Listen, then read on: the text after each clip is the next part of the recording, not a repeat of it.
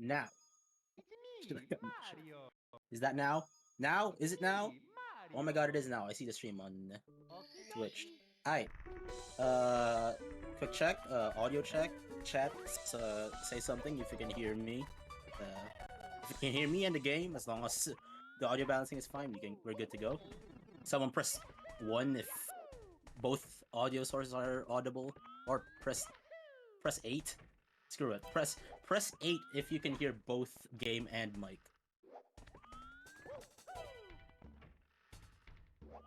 2. Alright. I'll take that. that one also works. Hey, there you go. Someone's on schedule. Someone got the memo.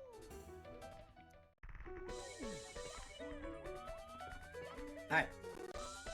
Anyways, yeah, so this is Star Revenge 8.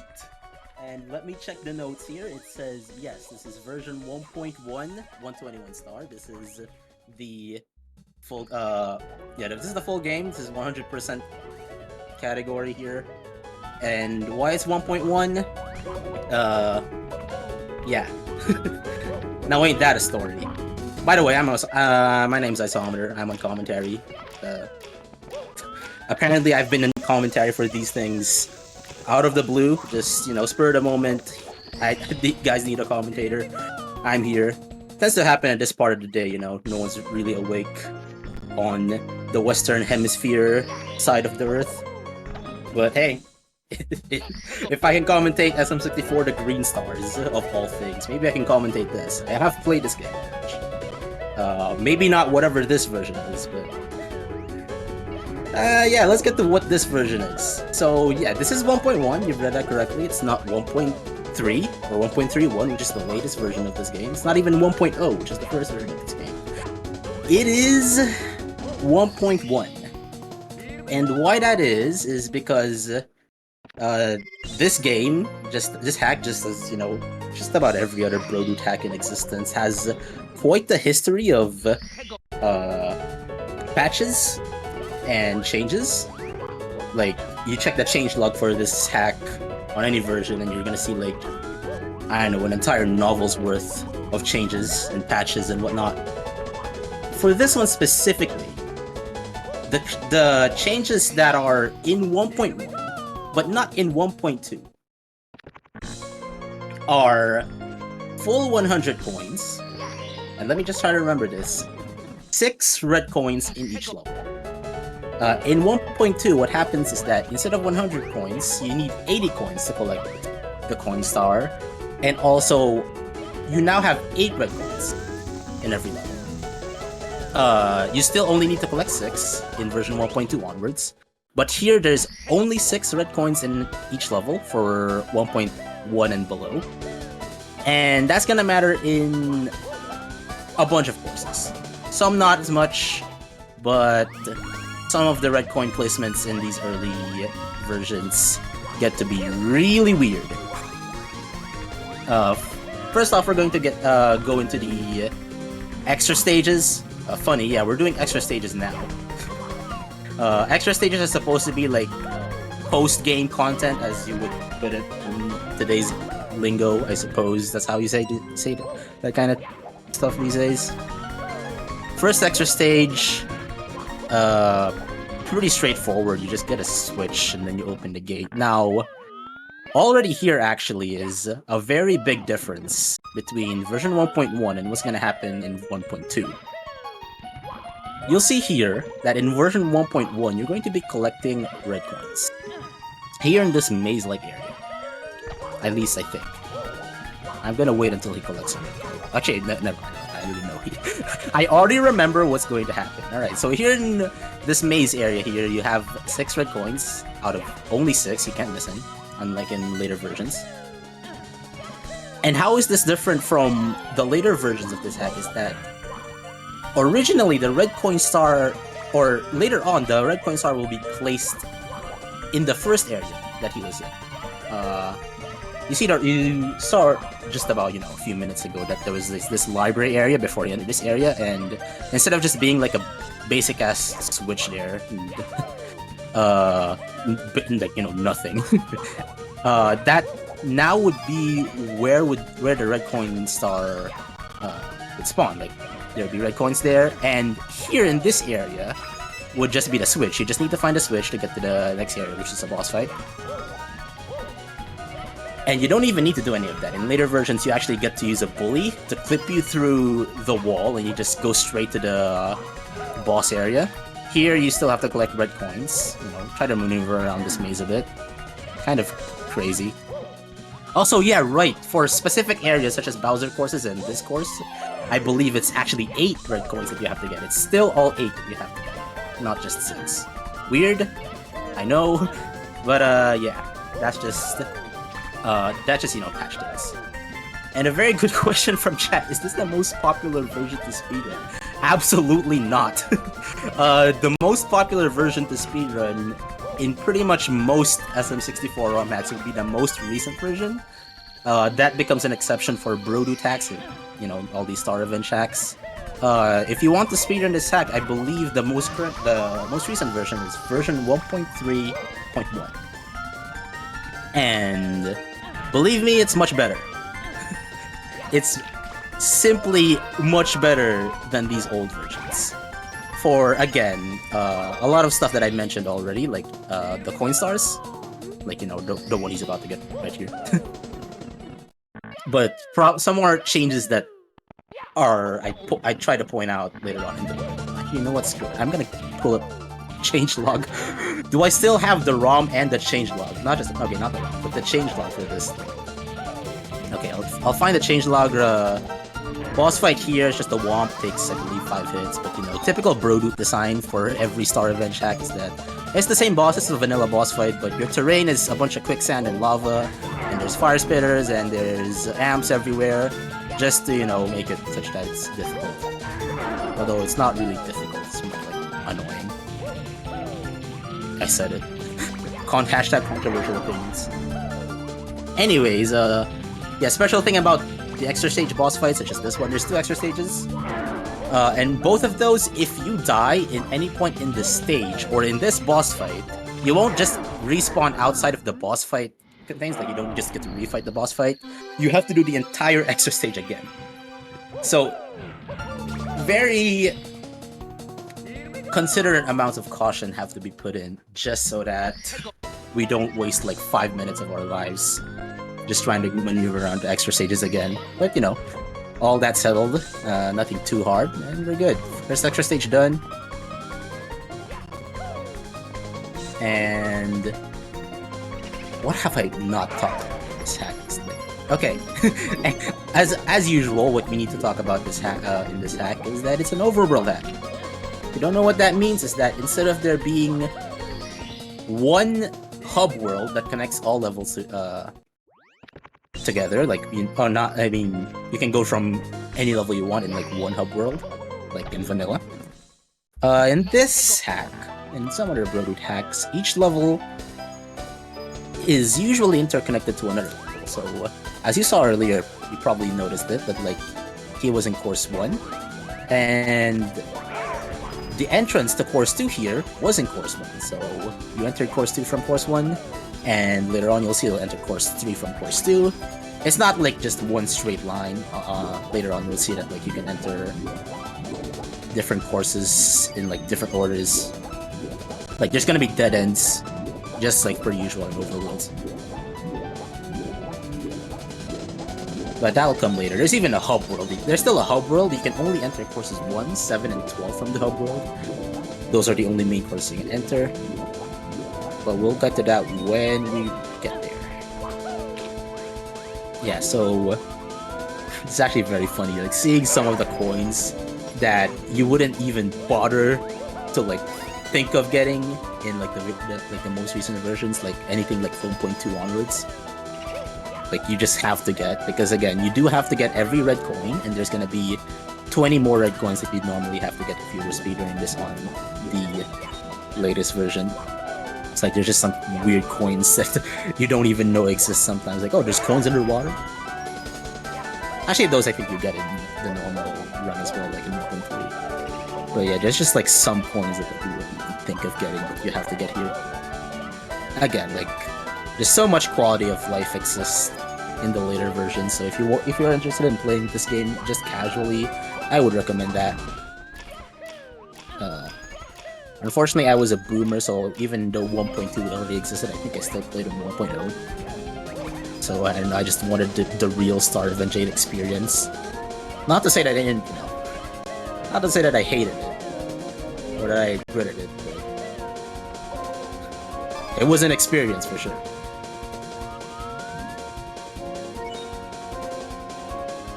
Oh yeah, you probably would not even go here in version 1.3. This is completely off limits in a 100 coin route. It's just way too out of your reach. Yeah. You might even need to kill the like skeeters here or something. Nah, there has to be enough coins,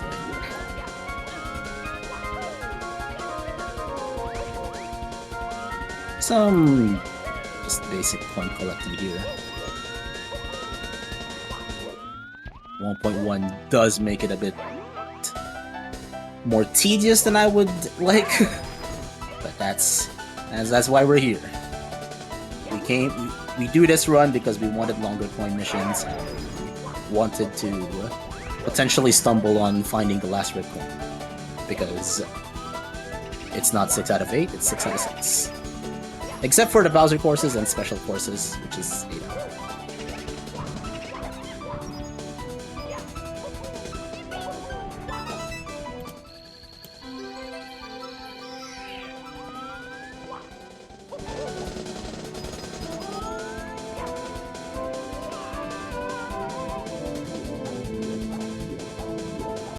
Just cleaning up here. These coins. Yeah, just... I swear, they're like... There's going to be a lot more offensive cases later where, like, the 100 coin star in version 1.3 would take, like, I don't know, like, a minute and a half. And compared to that, like, version 1.0 or 1.1, that same 100 coin star would need you to take like 4 minutes. Like it just doubles the length, because you don't double the amount of coins, you only add like 20, but like the places that you have to go to just to reach like the red coins and the extra coins that you need for the 100 is just so out of your way. But more or less, like once you're outside of the 100 coins, once you're just doing normal stars, such as this boat star for example, you have to get these 5 secrets while in the boat, and you can skip some of them. You can like jump off early and it saves time. That's a strat. And just about most of the normal stars in this version are the same across all versions, as a matter of fact. So outside of coin stars, this is just more. It's the same. Which is why I don't really get lots of different categories. It's kind of weird. But it is what it is. That's kind of how we roll here. We keep old categories because I don't know. Someone said they should. I don't know who it is.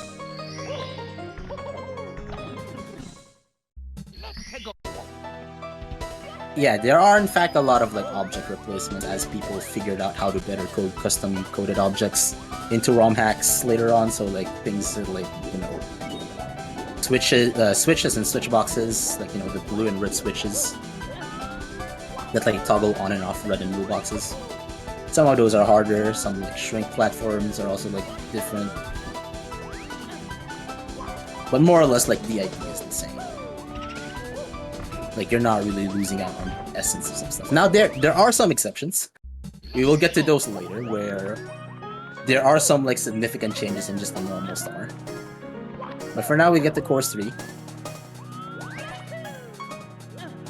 And something that's like typical, like a theme of overworld, you know, ROM hacks is that like you might not opt to get all the stars in a level in just one trip. In fact, sometimes you might not even take it on 2 trips. Sometimes you need to take it on 3. And reason being is that, again, since the levels are interconnected, it might be more convenient to collect some stars on the way out of one level instead of like from the usual starting point of a level. So say for example, in this case, we're already in course 3, even though we have some stars in course 2 left, and we're gonna get some of them. One of them we're gonna get as we enter course 2 from course 3 after we finish everything in course 3. Which is gonna happen later. We're gonna have to go to course 4 and we're gonna have to go to the first boss fight stage. Normal boss fight stage in this hack, so that'll come later. Here's a switch. I don't think you press that switch in later versions, but yes, that's an interesting switch to press. It's a switch that you... Do you even need that? Oh, I actually don't remember. Alright, okay, so it leads here.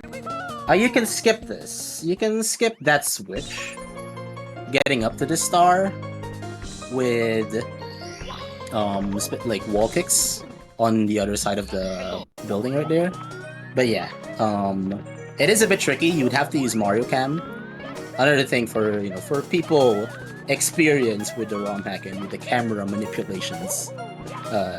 This hack, in fact, it was only introduced in version 1.3, but for versions 1.2 and earlier, you have parallel camera. That's a thing, so that's pretty good. But you don't have the full AgLam camera functionality, which is you get to use the D-pad to like set minor angles.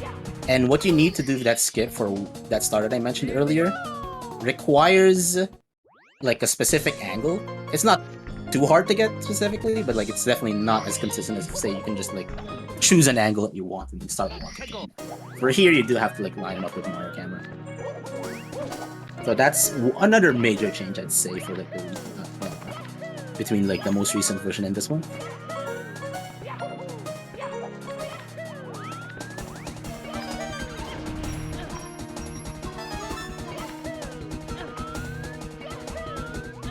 Just a couple more reds here. Don't fall. That's a bit. It's a bloody bit of quicksand over there. I don't want to fall in. Dying is bad in speedruns. Except in this one. Sometimes you actually do want to take... There's very specific categories and runs that have to take death warps in this hack. In very specific cases. I don't think this is one of them.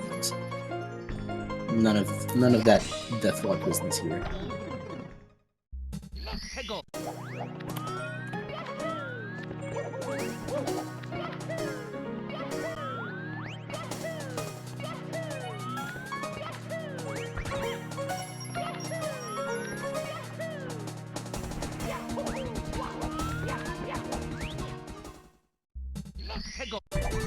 Oh, I'm gonna check if I still have like it splits from way beyond when of this hack of this version. I don't think I actually had splits specifically for version 1.1. As a matter of fact, I think I just used my version 1.2 on the splits. Let's open that instead. Let's see. Anyways, course 4. Very funny gimmick in course 4 here is that if you remember stuff like Wet Dry World, where you can manipulate the water level by certain objects in the level, like the certain diamonds in the level. Stuff like that exists in this level as well, except you get to change the lava level instead of water. For specific stars, you will need the lava level raised up because it's gonna give you platforms to access certain heights, and sometimes you need it drained fully because there are stars at the bottom of the level. The lava completely drained. Here, I don't think you changed the lava level at all. It's kind of a rough one here. So this star is actually pretty tough. This one's exclusive to the 100% category. You don't use an 80 star, which is the 80% dependent star count category. And this is rough because I promise you, these objects don't behave like you would expect them to. Like, sometimes you just slip and slide all over them, and even the lava itself behaves very differently. So every time you want to, like, you know, think of like lava bouncing to get a star, that's a rough one. So like, say for example you want to get a secret with just lava bouncing and skipping a bunch of stuff. Sometimes you just see yourself getting launched super far forward from the lava bounce, that you're just not ready for it, and yeah, it's kind of weird. Like, it's not normal lava.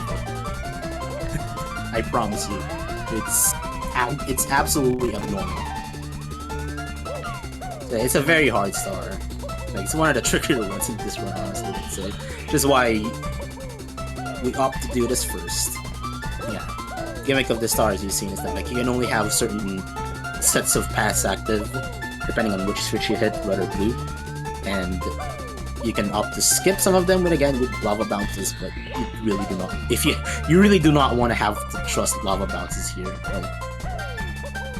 Like I would probably take this as safe as I can if I just did this in a run. Again, these objects just don't act normally. Like, you try to ledge grab them, you sometimes don't ledge grab them, sometimes you do. Blame K's, as usual, since he...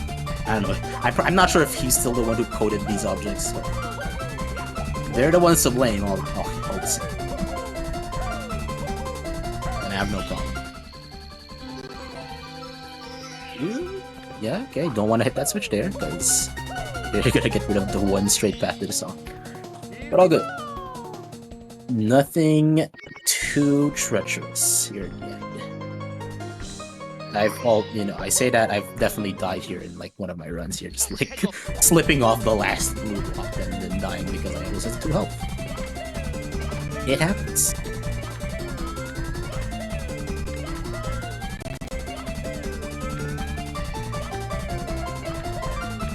Here in this course as well, there's actually a Bowser stage, I guess quote-unquote Bowser stage, you can call it, that you will have to go through to progress to the rest of the game.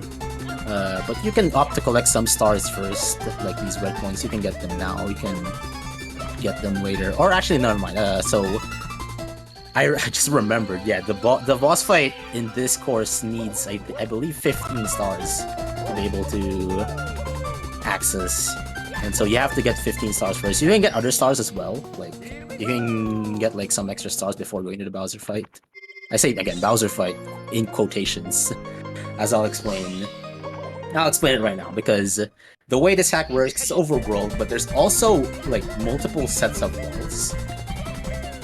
So say for example in Vanilla you have Bowser 1 giving you the first key to like access like the second overworld. And, you know, Bowser 2 to give you 2 and access to the third overworld. In this game, there's essentially 6 Bowser fights to let you progress, and then the final boss fights. This is one of them. And if you're asking, wait, so you're saying this hack has 6 Bowser fights and 6 keys? Essentially, yeah. It's almost like that. The levels are grouped in more ways than one. So by the way, these are like some very picky set of wall kicks here. They're very thin, like, you know, despite what they look, the collisions is pretty bad there. You can't like stray too far to the left or to the right. Like, you just get some weird collision bonking there. But yeah, there's like 6 boss fights that like let you progress through the rest of the game, like 6 sets of levels as well. And they're not keys. The way Rodu made you progress through some of these through the levels in this hack is some boss fights will give you a badge. And what that badge does is, if you played Star Revenge 7, it's the Ultra Badge, and I believe it's like Super Badge is what it's called. They're basically badges that let you ground pound a certain set of blocks. And those blocks, sometimes they block a star, but the main point is that they block access to the rest of the levels in the game. Now, there's also set of boss fights that give you a cap. two of which give you the Vanish Cap and the Wing Cap, so you can expect like the progression through the world will be barred by using like a Vanish Cap barrier or a very high place by use of the Wing Cap. You'll see that later. And of course, some of them the two of them are still normal keys. So yeah, you basically have 6 Bowser fights. And again, there are no Bowser fights in this game. They're all like SM64 bosses. Like this one, you're gonna be seeing here. Spoiler alert: it's an eyeball. It's an eyeball fight with some tricky platforming first. But as funny as it is, I think this hack uses every boss fight in the game. Like it uses wigglers, it uses Irock, it uses eyeballs. Like every boss fight that you can like think of in Mario is used here, except Bowser things. So here, yes, you can see it's just some basic platforming first. I say basic as I have died here multiple times. Before you get to like the eyeball thing, you get to kill the eyeball, and he will give you access to the first badge, which lets you ground pound like these gray blocks, and that you will later need to progress through the fights. Or just the worlds, I guess I should say. Over. Gimmick here is that there's these time boxes. They're your path forward, but they're also your path back, and the star spawns right at the back. And that already is, I believe, pretty treacherous. So like you have to like basically kill the eyeball in like one full rotation here, because as you can see, the boxes disappear very quickly. So there's some luck here too. Like you want the eyeball to be spinning in the correct direction. You'll have enough time even if you get bad RNG, but regardless, it's still a pretty tight timing. There's a box there over in the star, you don't actually need it, but you can just get the star here. It's pretty good, that's the first boss down. And you'll get a separate star just to test out the super badge right here. I'm not even sure if that's actually close. There's an S, so I'm guessing it's super badge, but yeah. This is pretty important. This actually gives you access to some stars as well, but obviously more important is that it gives you access to some later stages in the run. And you have to get every star, you have to go through every stage. So here's like what I mentioned earlier, the gimmick of this level. It's just you touch these boxes and they're essentially gonna lower, or they're gonna change the water level, lava levels in the course. And here's a quick bomb clip here. Again, you needed to drain the lava first because there would be lava there otherwise, kinda. I think that's how it works. Yeah, that might have been a different song actually. But regardless, yeah, just a quick bomb clip here. There's gonna be another bomb clip in this level as well. In fact, if you're really spicy with it, you can do more, but that's for a different time.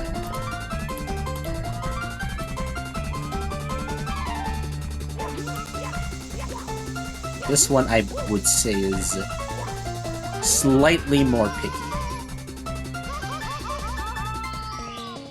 Like the angle you want here is pretty precise, but there works well. And a bit risky, you still have to lava bounce to the star. Originally, I think the idea there was you had to ride a little like raft, basically a carpet, moving platform, and there's a bunch of obstacles in your way like fire. So typical auto-scroller star for that one, but thankfully with a bomb clip, you can skip it. Here's another bomb clip. Just gets you to some stars you need faster. Not too necessary, so he's like, I don't know, 4 or 5 seconds for that one. And this star... Yep, okay. I felt right, yeah, so... This star is like at the very top of the level, and normally this is one of those stars where you need the what do you call it, the lava level to be at its highest, so that it has platforms over there at the top. But what you can do is you can just no block glitch, and you can get there pretty fast. Very well done. For those uninitiated, note block glitch is triggered by landing on those note blocks and triggering a dive on the frame that you touched it. So essentially, like, your initial speed on touching the note block gets conserved through the dive instead of it like decelerating through gravity like it normally does. And this makes it such that you launch even higher than you normally would from those numbers. Some other ways to trigger them too. You can like hit an enemy and it automatically does it for you. Like you don't need to dive. I believe your landing animation as you spawn in a stage, like your little twirling animation as you spawn in stages, that also gives you a no block glitch automatically. Like you don't have to time a dive in there. Also, here's a star that you definitely need the lava level lowered. So just in the ditch over there. Yeah, cool so far. Trying to look for my splits. But that's about does it. I believe. Alright, there's one more star. So there's no 100 coin star in this. So it's about the same as like in version 1.3, where you don't have to collect coins as well. Instead, they just have this star that makes you that basically just checks if you have the super badge to like hit that panel. Again, you could technically bomb clip through to the box that contains this panel there, but I don't think it's that. It's not faster. Even if you have the super badge, if you have the super badge, it's definitely just faster. None of those strats there. Dude, where am I supposed to remember what's about to happen next? Okay, I found it. Anyways, yeah. So like I mentioned earlier, some stars are faster to get on certain entrances of the levels. So here you start by exiting course 4 into course 3, and that makes collecting the 100 coin star here faster, instead of like say entering course 3 from course 2. There's just like some convenient enemies that are placed right outside the course 4 entrance, so it's, you know, ever so slightly faster to get the 100 coin star from here.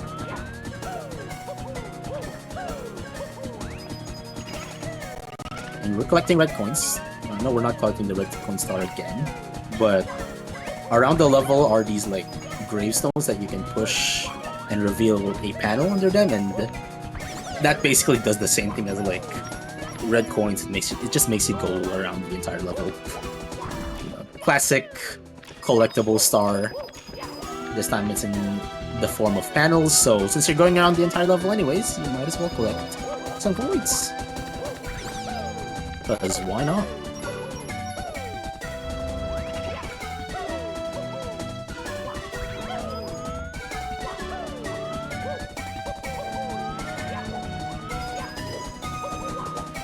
These panels, by the way, are very finicky.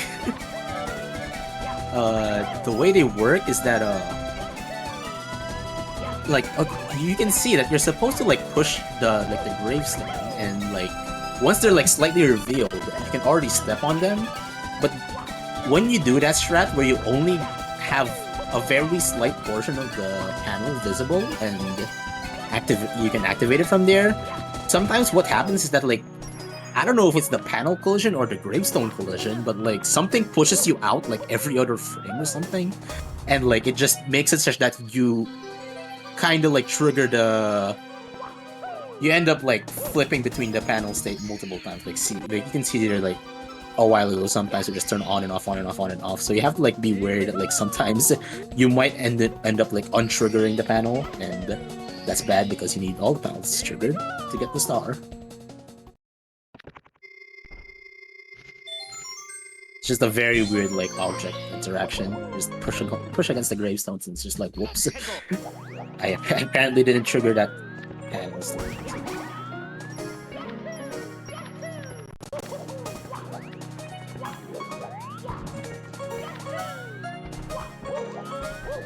Also, here's a change.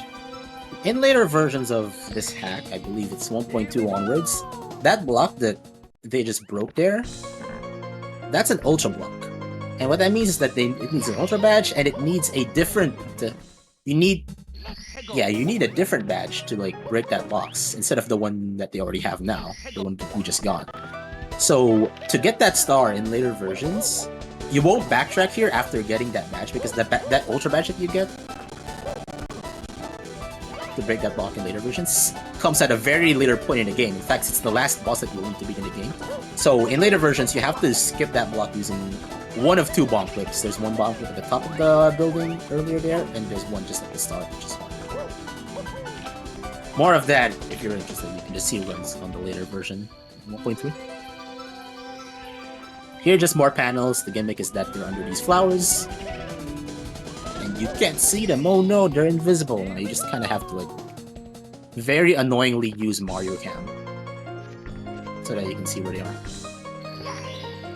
Nothing too stressful there.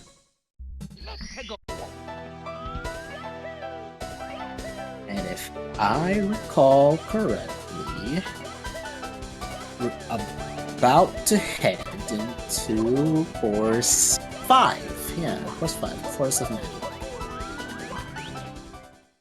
Also, did I mention that this hack is based off of Toho?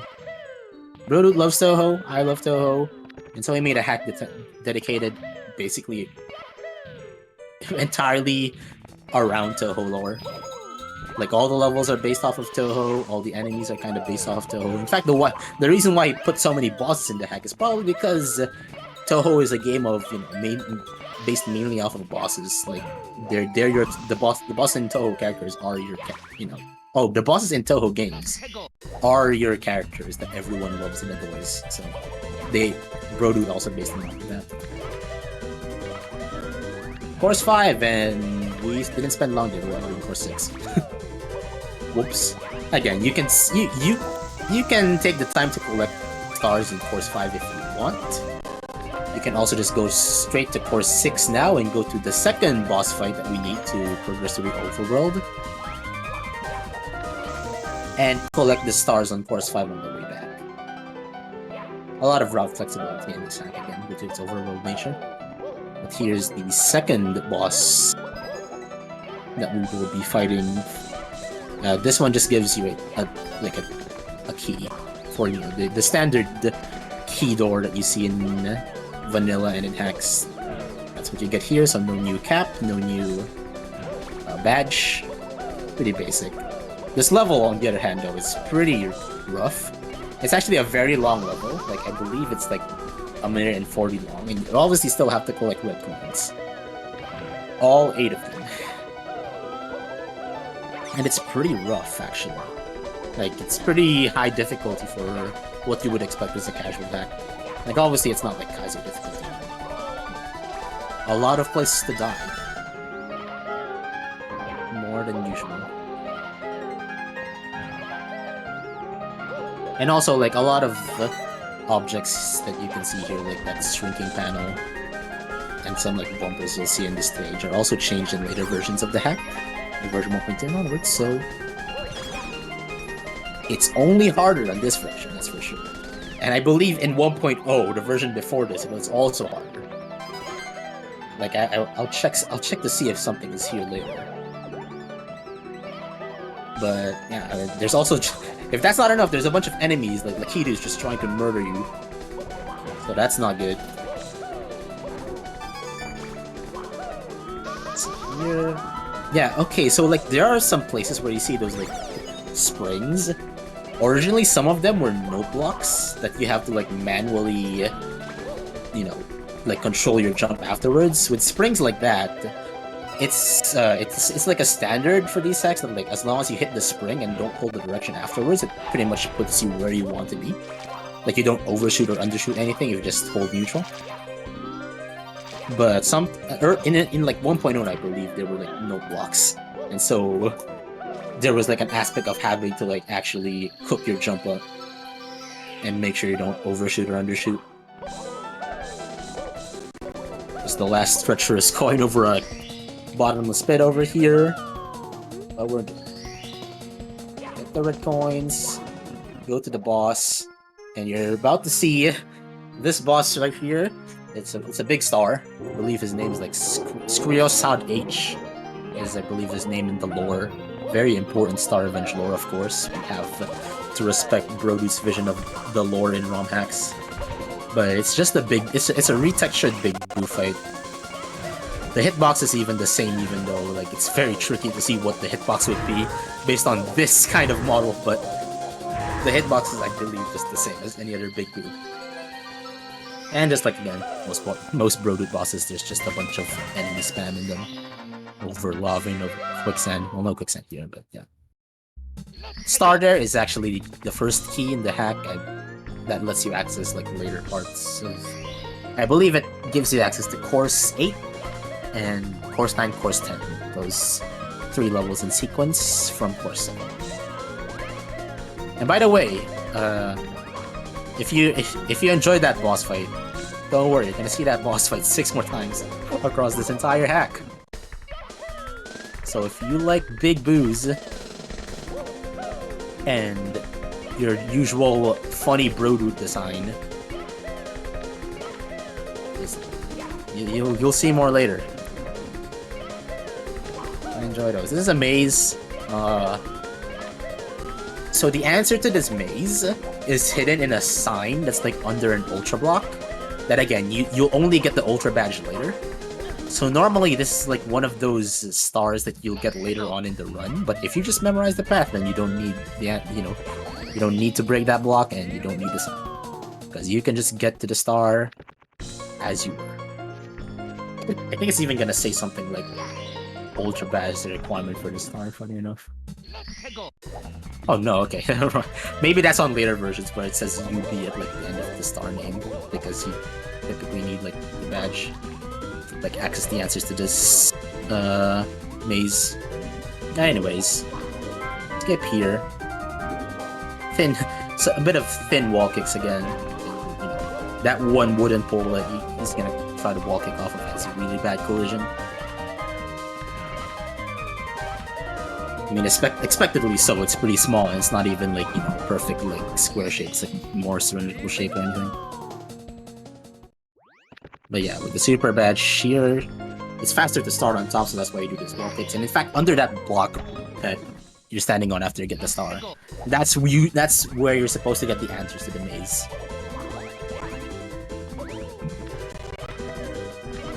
Just some spoilers for casual players who haven't played this before. My bad, I'm sorry. I won't do it again. Just kidding, I'll do it. And I'll do it more. That's my job.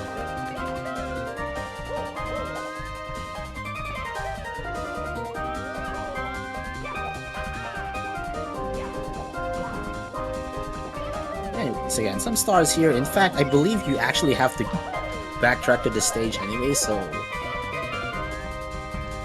you do have the option of getting these stars later on in the run if you wish, but you can get them now as well. Nothing too problematic. Again, I believe there is one star later on in this course that will actually require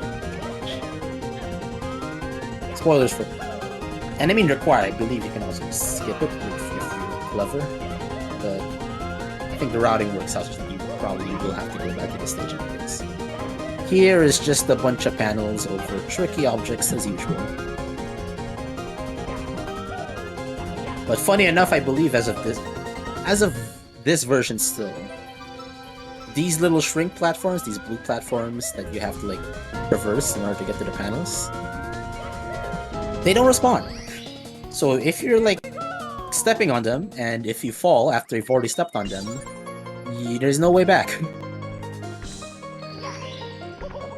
So, yeah. And also, yeah, those green platforms just don't move. They don't move back to where you can access them. Like, they're just in the middle of the air, and you just can't go back. So, one thing that's much easier and much more preferred in later versions, just these objects acting or behaving, you know, much more casual friendly and speedrun friendly if you mess up in your own speedruns. Thankfully, none of that there. We're alive. Now let's see here. Yeah. Now here's another change I believe in later versions, is that you see how they're getting like red coins under the water here. In later versions of this hack, you won't actually need to like dive for red coins. In fact, all the red coins were designed such that you can get them in like one shell ride that you might see later.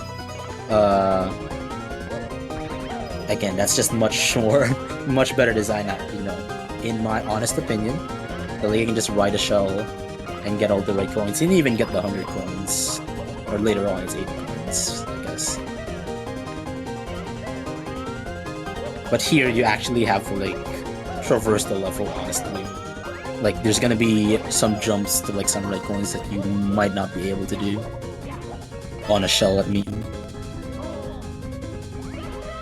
Oh yeah, we'd have to get the Goombas here. Yeah, that's rough. Yeah. And it really doesn't help that like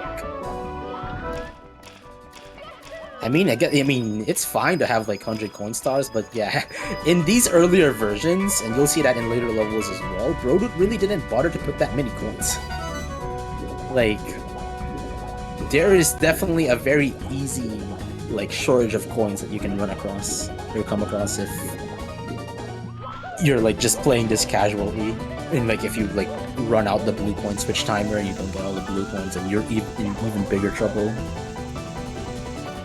Just like a weird thing to require 100 coins when you can definitely just have 80 or add more coins. One of those is fine.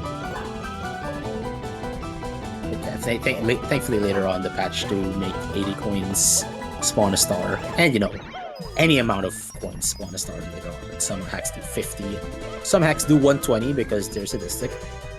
But we don't talk about those. Shout out to Dream Edition. But anyways. Some more coin collecting, nothing too special here.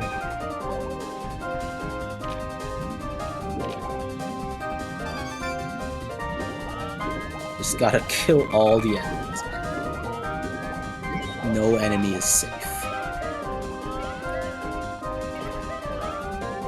You see just how much time you'll save later in later versions.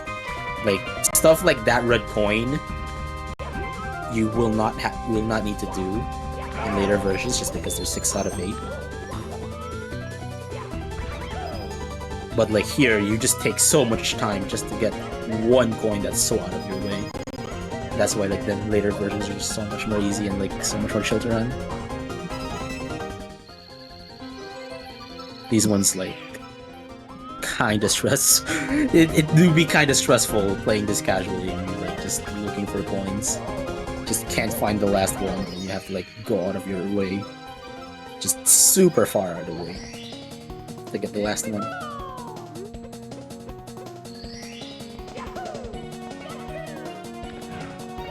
Like I think I even remember when I tried like to run this, like 100% version 1.1. I like I definitely just did not know where the coins were.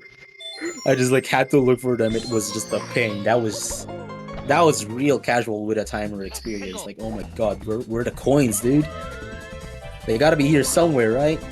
And they were somewhere, but at the cost of just a lot of pain. A lot of trials and tribulations.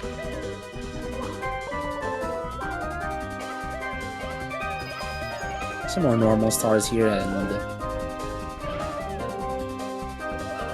after this... you can you'll be starting a backtrack session. Starting from course 6, again, you can get the stars in course 5 and some later course 2. That's for later.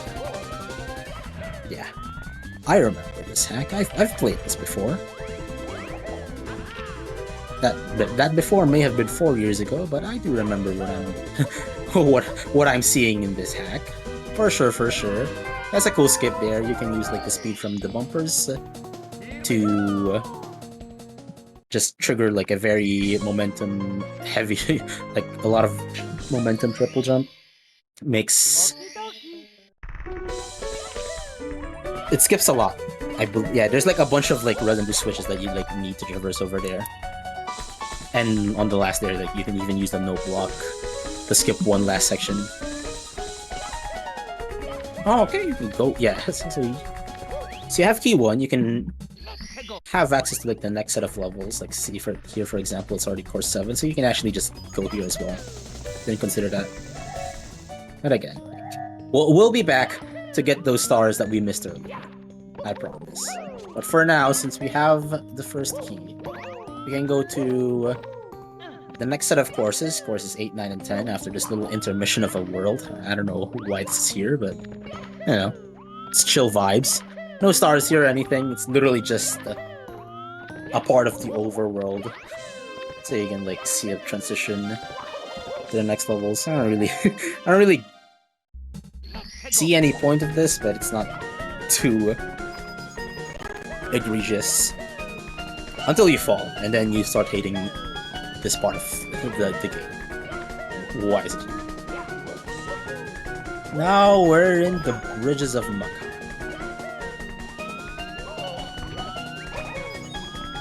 And I forgot at which point Brodu had this, but yeah, later on there's going to be a bunch of like panel. How do you call them? They're like these panels that flip over whenever you press A, and the behavior of those is very picky, as you would expect. Like you press A, and like you know, see here, like you press A, and then like, you can move to the other side. You know, as I believe you've seen them in Super Mario Galaxy. Just in so many patches, I believe in every patch, as a matter of fact, the switching speed of that object is changed. Like in some cases they were faster, in some cases they were super slow. It's kind of weird. Like Brodoot never really hit the nail on the head on for that one. Like it's just kind of like random speeds across all versions. It's kind of funny.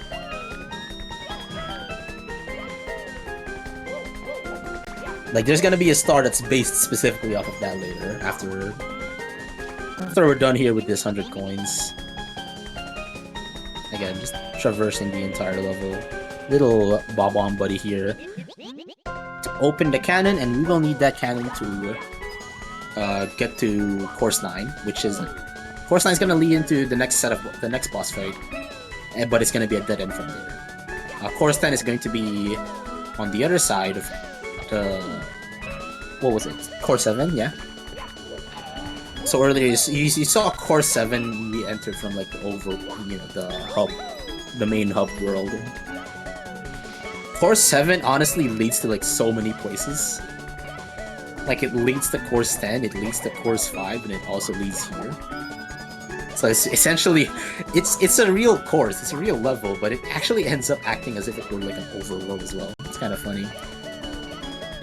Like after we're done here with this like dead end set of levels, we're probably just gonna go there again. Kind of funny.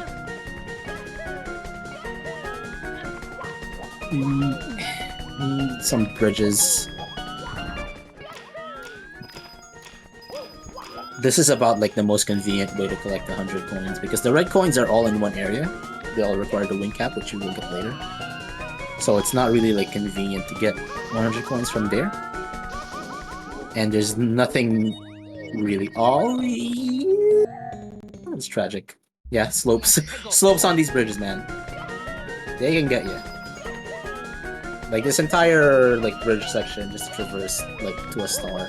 It's actually pretty tricky, and it's especially very scary for collecting them with 100 coins, because now you have to do them all the time. Yeah, so we're a bit of a rough one there.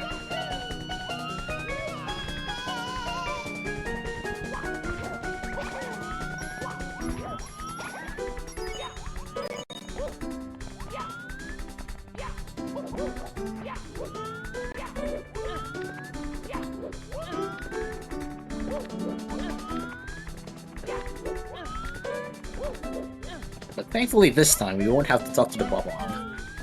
The cannon's already open, so okay. Some consolation. I don't know how much consolation. This is it's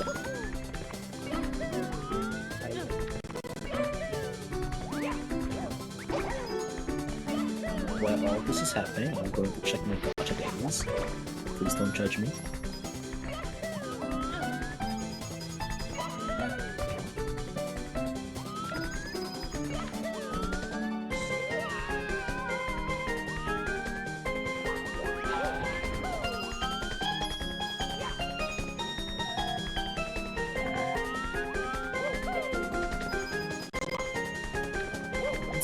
Let's think of some fun facts that I have for Star Revenge 8 here.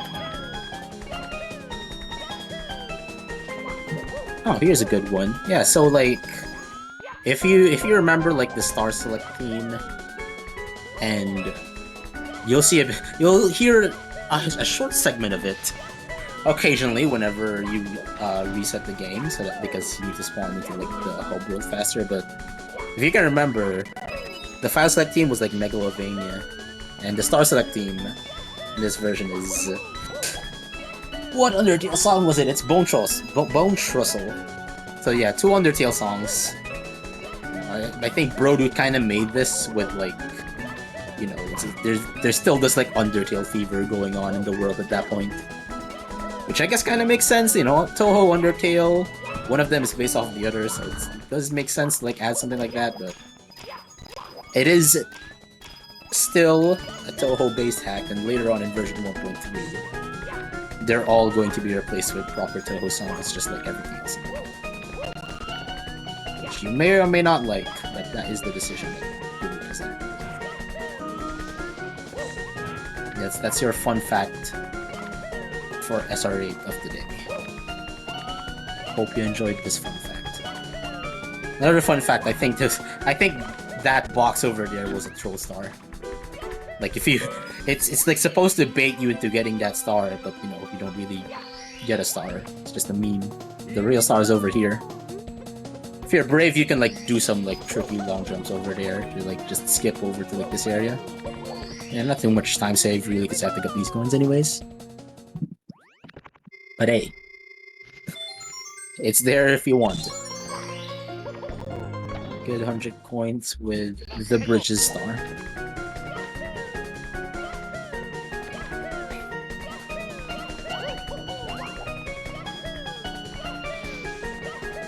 Let's see, what's next here?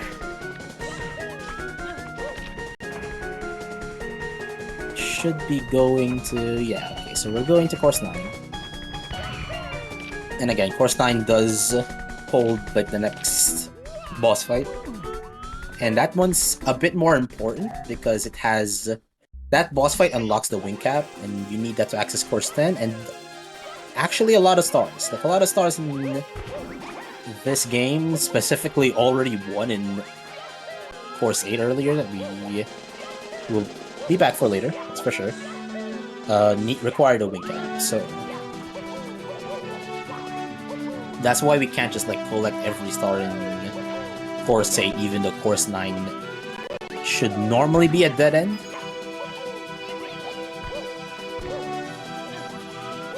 Because we will have to get the wing cap.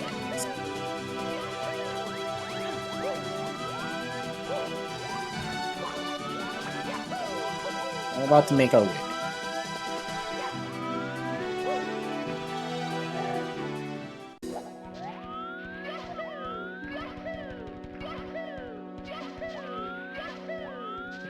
So here's the next boss fight. I believe it's based off of like PC98 Toho characters. I believe it's... I forgot it was Gengetsu or Mugetsu, one of those. But yeah, it's a bully fight. Potential strat over there, you can like triple jump to get it. So the arena for the bully fight is right there in the center of the thing. But you will need, you know, intended ways you do this war. And so you start from the top and make your way to the bottom, and then you push these 3 bullies, and then the bigger bully spawns at the top, and then you have to make your way, or you have to make it such that the bully falls down to this level as well, and then kill him that way. Bit of a prolonged bully fight. Okay, now you have to warp up top, and occasionally the bully will spawn in such a way that he basically pushes you off instantly. That's kind of a waste of time. Thankfully it didn't happen there. Like, you basically get spawn camped by the bully. Thankfully you get to do this. That was close to like the insta fall. Like, sometimes you push him from the upper level, and it also falls through this level as well. Makes it faster. You don't have to deal with these fire spitters being everywhere. But it's okay, we can make it go back.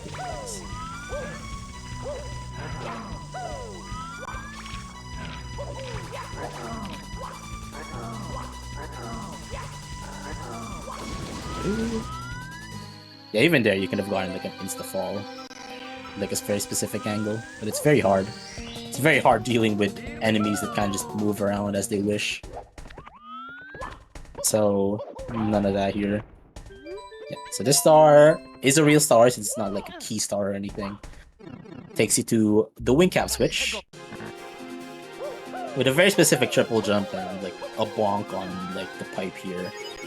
Or triple jump dive and then you bonk on the pipe. You can skip like the wing cap get text. It saves like 2 seconds. If you're into that, go try it. And yeah, cannon bomb here, very easy to forget. But there is a star that will require cannons. And yes, that was cool because there's multiple cannons in here. For just 1 star, actually. Some tricky slippery ice here, being guarded by funny snowman.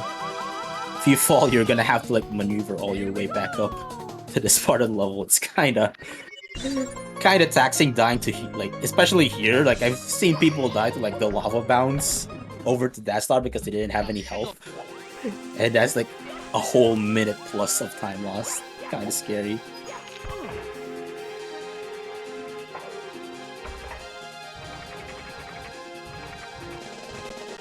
So here's one of the cannons we just opened. And the star that you're normally supposed to get here is like based off of like secrets. Like each cannon shot takes you to like a separate island like this, and there's like 1 secret over there. There's like 5 of those. But for now we're going to be getting another star. It's not the secrets. Specific cannon shots here just to like get to like where we need to get faster. They're very precise actually. Like you really need you need really good visual cues for that. They're not like, oh, you just randomly aim somewhere. You just have a lot of leeway and it works. And those ones are pretty precise. And speaking of precise, this one is also pretty precise. This next strike. Let's see if he gets it. Alright. Just a bit of a setup here. Wall kick. Ah, so close, yeah. So what you saw there, he was trying to basically like slide all the way down to that star. But that setup that you were doing, that you like kind of just prime your long jump back and forth there. The way that star works is that you basically have to like start the slope at like a very certain speed, so that you can make it once you slide off the slope. It's very tricky. Like sometimes it just works. You don't know why, but sometimes it doesn't work, and you also don't know why, even if it feels like you did the exact same thing. It's like one of those kind of precise moments in this run. Like sometimes you get like a starting speed so good that you literally don't even need to wall kick. Like sometimes you just land on the platform. Whoop! A bit tricky there. And sometimes you don't even make it, even with like a 2nd frame or 3rd frame wall kick, so yeah, it's a bit rough. It's a rough start. Kind of annoying that it's like, hold up. Okay, yeah, that was the weird one. Yeah, so that strat is actually very important. The way you're supposed to do that star, you can see there's like a path there. That path is lava. You need to ride a shell over it. And unfortunately for us, as you see in that title, that shell is guarded by an ultra block. Those blue blocks you can see there over the distance. That's where the shell is, and so you have to like break all those blocks just to like be able to like get the shell over to that area.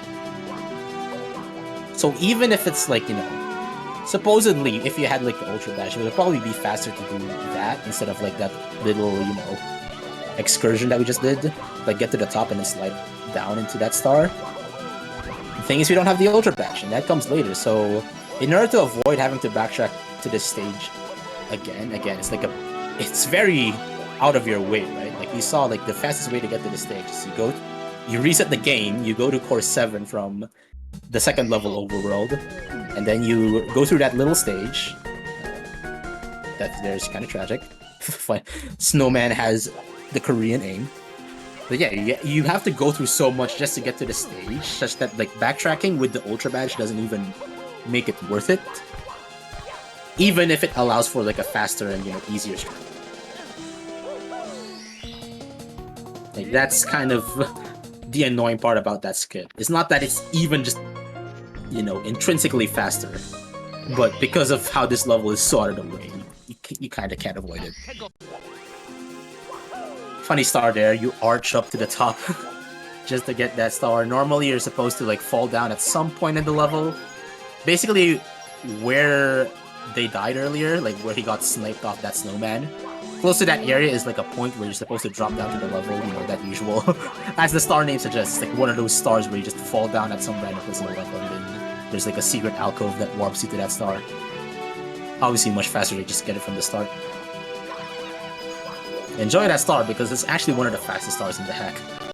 This hack is generally known for quite lengthy stars. Like they're usually more than 40 seconds long. Like I think the average star is about a minute plus. Like every time you see like a star that's just 20 seconds or less, it's actually pretty boggin. Because this hack has a lot of long stars. Pretty long for the most part. Much longer in this version, that's for sure. We're doing hundreds now.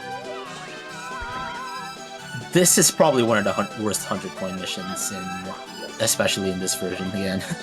Like, you have to go through so much of the level. And the level itself isn't very open. As you can see, there's a lot of just, like, bottomless pits. And unfortunately, that doesn't stop you from needing to go through, like, every part of the level anyways. Like, this part of the level, this mountain part, as isolated as it is, you still have to go here to get like the 100 coins. Because there's just not enough coins in like any part of the level. Like you have to go through all of them. And even with 80 coins, it was pretty bad. I'll tell you that right now. Remember that one. So you just have to go through every part of the level, kill every enemy. Start takes about 3 minutes long. And if you die at any point during it, which is very easy again, considering there's a lot of bottomless pit all around you, it's gonna be very tragic. So yeah, remember that warp I told you earlier about where you can just get to that star? That warp's pretty convenient. It's right here, and it takes you back to the center of the level, and that's how you just basically backtrack to go to a different part of the level. To like that other one where the boss fight was. So yeah, kind of funny how that warp wasn't actually used for the star it was intended for, but rather for like a faster 100 coins route. Just because there's like 5 coins there. That's how important like 5 coins are, funny enough. Like you have like a line of 5 coins in this level and it's like, oh my god, I need that. It does not matter if it's like 500 kilometers away from anywhere you need to go, you just need every coin in this level. Desperately.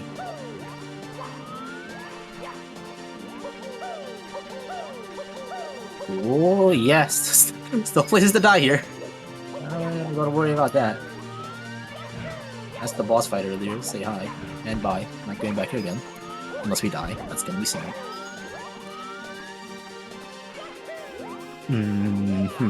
Should end here. Yeah, fun fact. More fun facts about Star Revenge 8 with Isometer. There was actually a version 1.3, and then a version after that 1.3.1. And as usual with bro root patches, some of you may already be used to this, but like, a funny thing about bro root patches is that like he kind of just sometimes, not sometimes, most of the time he doesn't even announce that it's gonna happen. Like, you could be like learning a run for a hack, and all of a sudden you'll be done learning everything, you're ready to do runs, and he just pops out of nowhere and says, oh, I just updated this Star Revenge. There's new patch and everything, there's better camera. Go ham. And all your work has to be kind of redone. Well, not all of it, thankfully. That was my experience. I was learning like this hack 100%, like 121 star on 1.2. That was the most recent version at the time.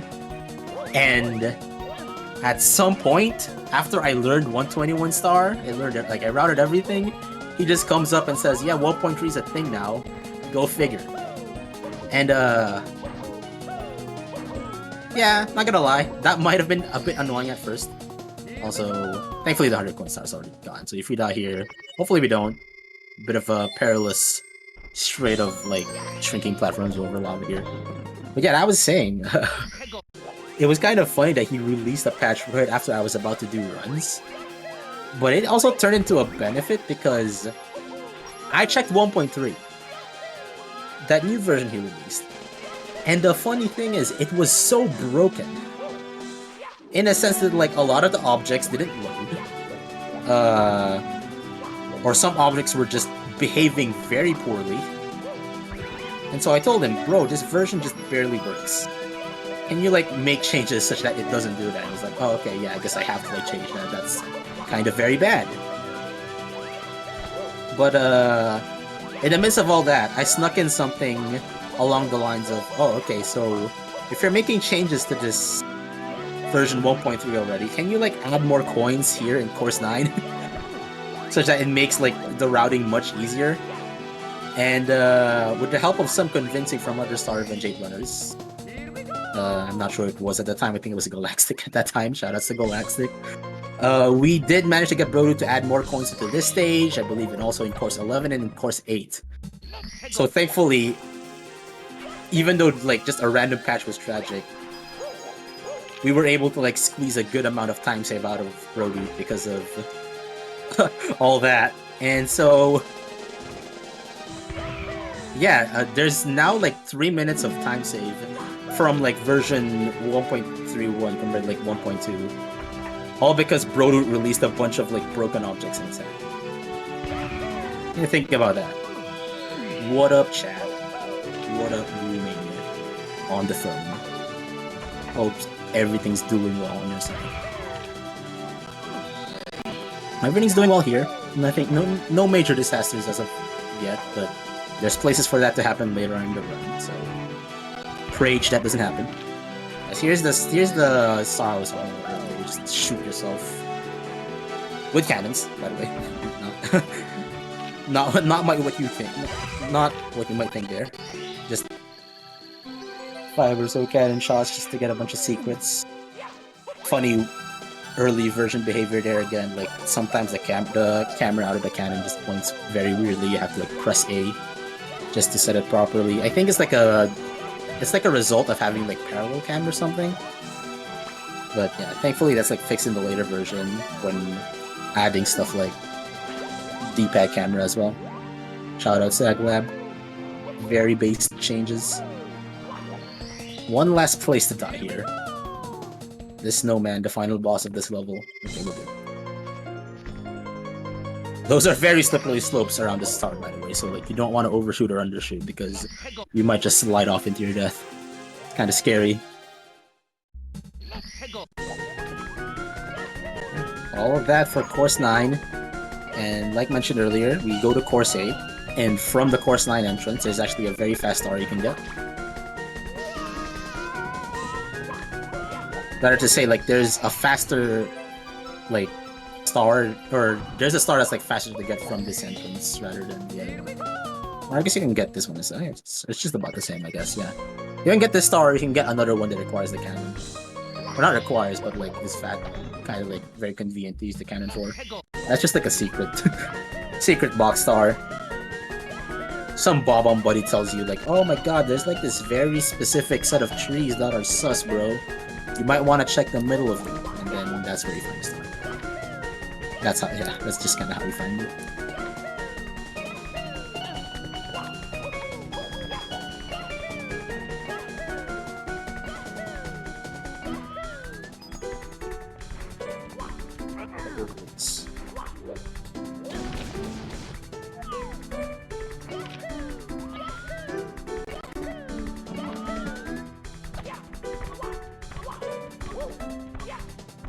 Precise jump here. It does save some time, but it's also pretty scary. Here's this long jump chain into these wall kicks. Okay, good. Yeah, you get to the star very quickly. Normally you'd have to like run around like that kind of like open area there, just doing like a bunch of like very well spaced double jumps, but you can do that as well. I'm not sure how much it saves. It saves like... Something tells me it's not even like a 10-second time save, but maybe I'm wrong. But regardless, yeah, it's a skip. You can sometimes fail it, and that one's very depressing because then you lose like 40 seconds instead of saving like 10 seconds. So you take those risks. It's a marathon after all.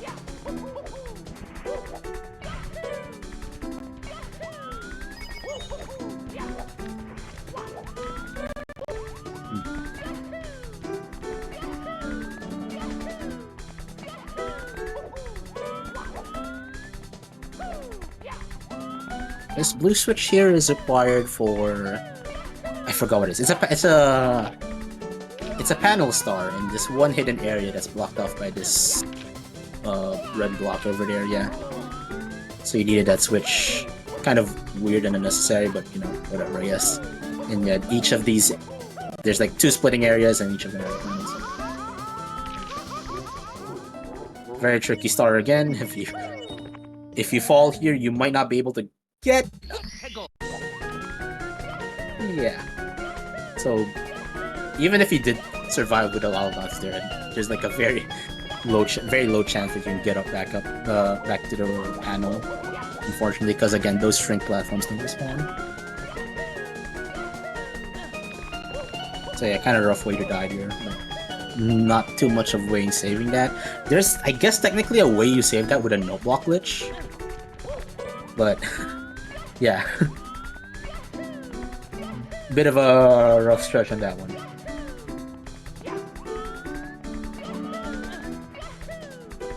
Should run 8 again. Well, definitely not this version. Unless you really want, you know, unnecessary pain for yourself.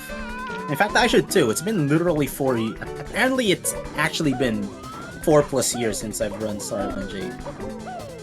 Like, I've randomly been reminded of that in my my speedrun.com profile. Just like, you know, I probably can do something in this game again. Like, I've probably improved a lot in Mario by now. Also, a funny clip there because the note block is close to the wall. Gets you to this other area instead of having to, like, go back up. But you will need help for it. If you've like, taken a bunch of lava bounces prior, you might not be able to do that. But very rare does that happen. Oh, you do have to bop Iwer, yeah? Good luck. I'm not sure who's bopping who. But I wish either of you the best of luck. From the deepest depths of my heart.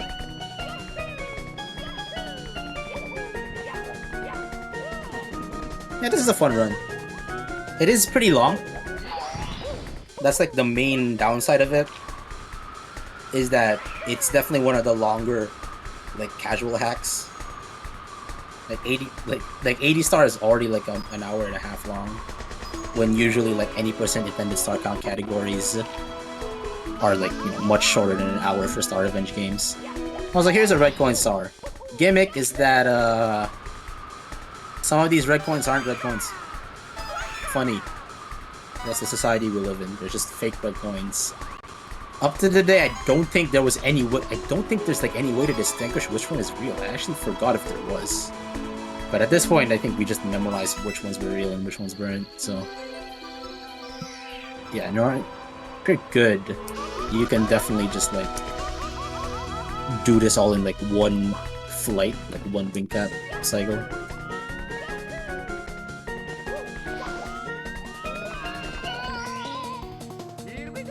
It's just not too much time lost here. Funny that the stars just spawns outside. Why is the red coin spawner here? Why isn't it just in that area? 13-page essay. What kind of school requires you to write essays based on page count? Am I understanding that correctly? Is it still a thing that like schools require to write like specific number of words or specific lengths of an essay as if that like as if that were the basis?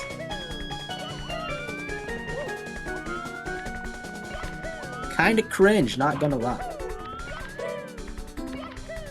Because that's usually what gives birth to stuff like people just kind of mass copy pasting stuff on the internet just to like reach the word count and write funny stuff that doesn't even relate to the topic at hand. Never really liked that. And as someone who has like graded papers before, I have not been a fan of grading per word count. Like I'll definitely just like require, okay, write at least 2 pages so, you know, there's sure to be content in your thing. Also, yeah, here's these little flippy panels thing. You want to like try to get them alternating because triggering each, like opening each of these boxes makes for a much harder time, believe me or not.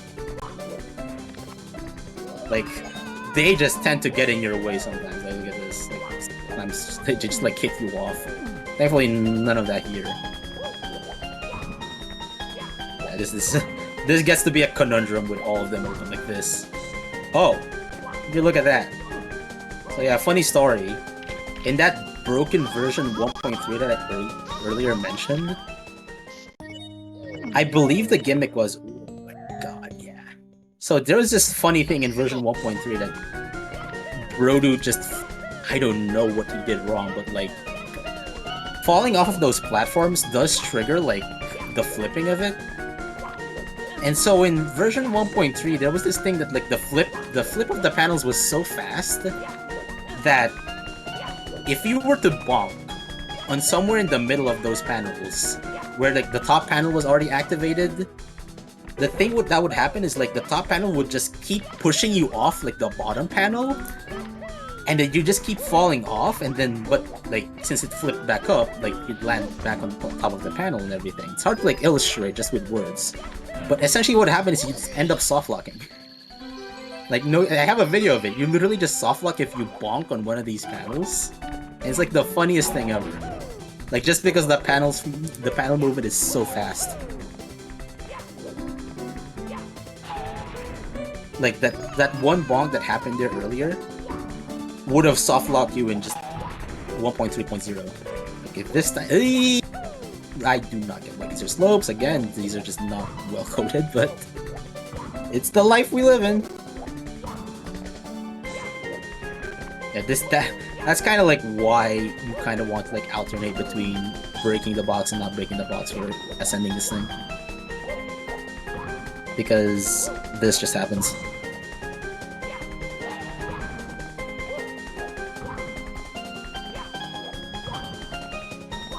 So piezoelectric ceramics. You're like interested in like semiconductor? Is that like your line of work, semiconductors or something? That would be a very common line of work here, actually. A lot of people do semiconductor work here.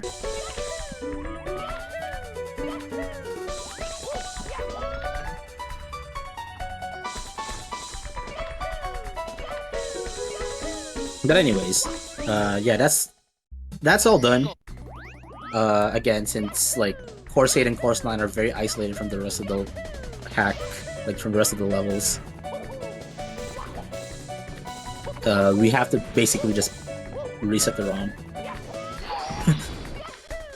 And that's just gonna make us get to Core 7 faster instead of like having to backtrack normally. Ah, okay, it's just like a part of your work. Alright, I do remember you saying you were materials engineering. I love metal. Don't we all? Metal is like the best invention since sliced bread. And I will die in that hill. I mean, after all, metal literally makes up, you know, computers, electronics, and all that stuff. Like, we need metal as conductors, you know? It's kind of the thing. Anyway, that's so that back onto the game. That was the wing cap that we needed to get to Course 10. It was in a very high place. There is technically a skip that you can do that makes it so that you don't require the wing cap. Found by none other than Jarp _ himself. You can like do some very specific side BLJ setup into hitting a slope and then getting forward speed from there, and then getting like a hyperspeed jump and like making like that height. You know, if you really want to access this course without a wing cap. Featured in categories such as Ultra Badge Rush, my favorite category of all time, unironically. But, you know, 100% category, we have to get all the stars, we have to get everything. Just use the wing cap. It's faster.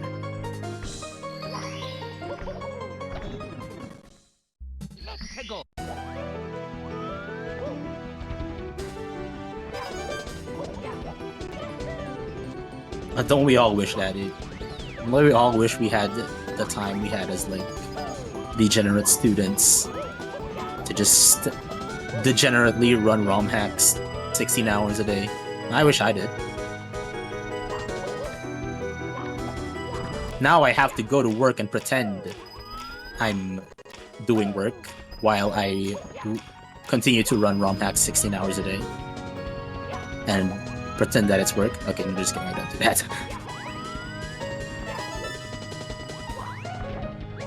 Sometimes I definitely just goof off at work when no one's watching.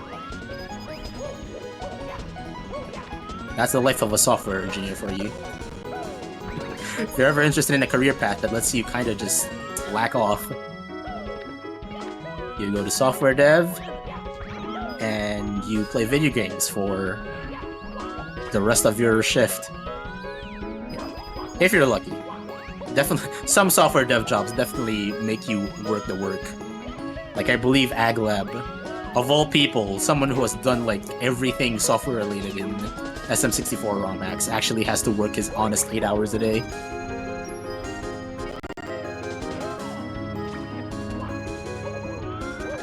Just play video games for a living. No, don't we all wish that? Just kidding, I really don't. I don't think I want to ever rely on like video games as a source of income. Just because if I end up getting bored of video games, then what will I do if I am bored? If I'm bored, I want to play video games, but if I'm bored of video games, which will happen if it's my work, then what do I do? Yeah, something along those lines. Frog. Yeah, same movie. Same, sounds like very much... It's gonna turn something I like into something I hate, which is something I don't like.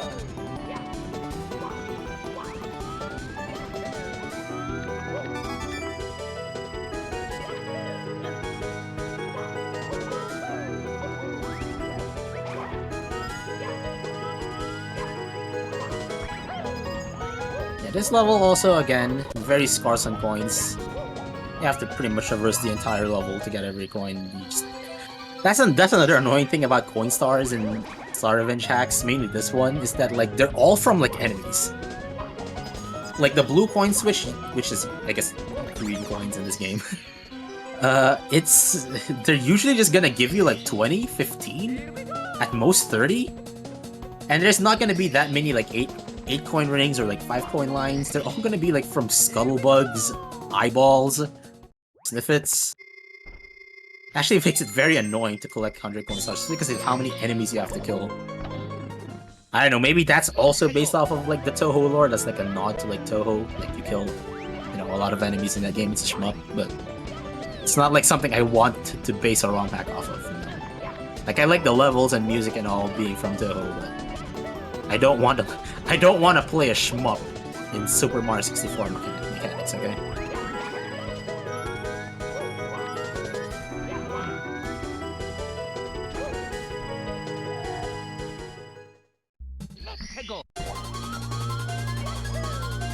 And unfortunately, I believe there are just some stars here that you cannot get without two things. One, the Ultra Badge and the Vanish Cap. So we're gonna have to go back to this stage later once you've gotten the necessary tools. But for now, we're gonna go to Course 11 and we're gonna go to the next boss fight. This is boss fight 4 in Yokai Mountain. I say that even though there's actually 2 boss fights in this stage. Funny enough. There's a mid-boss fight where you fight a Bob-omb, King Bob-omb. And later on, there's gonna be another boss fight, like I mentioned, where it's just a big boo fight for the second key door. There's already a key door over there, you can see on the side there. You need key 2 for that, and you get that from this stage. Bit of a funny skip here. Triple jump wall kick. It doesn't actually save that much time. It saves like 4 seconds. So if you miss it, it's probably not even faster. But it makes you traverse like this level much faster. This level is basically a lot of like triple jump wall kicks because it's like a very vertical level. But normally you're supposed to like go back and forth between the 2 parallel mountains here, like parallel sets of mountains to traverse up. But like with triple jump walks, you can stay on one side. This Bob-omb is pretty fast. You have to like grab him before he starts. Unfortunately, we didn't get there, but I don't remember how many hits this takes in this version. That's one. Because I know in the most recent version it takes like 2, and in some, I swear like there's some cases where it only takes like 1. Maybe that's like just much later. Okay, only 2 for this one.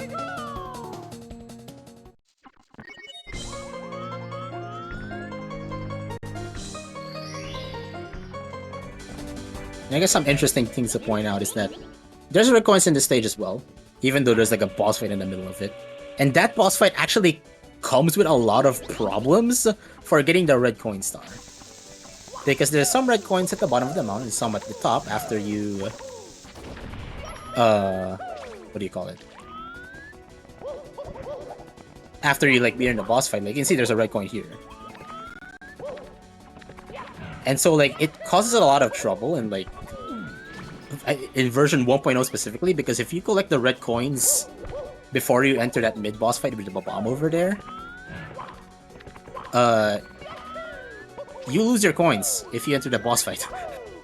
It's kind of funny.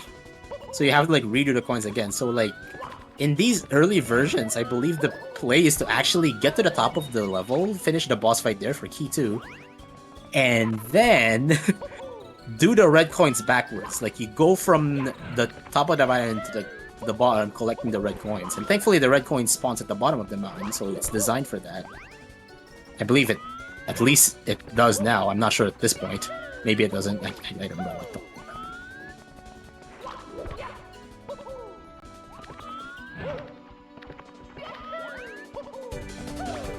But yeah,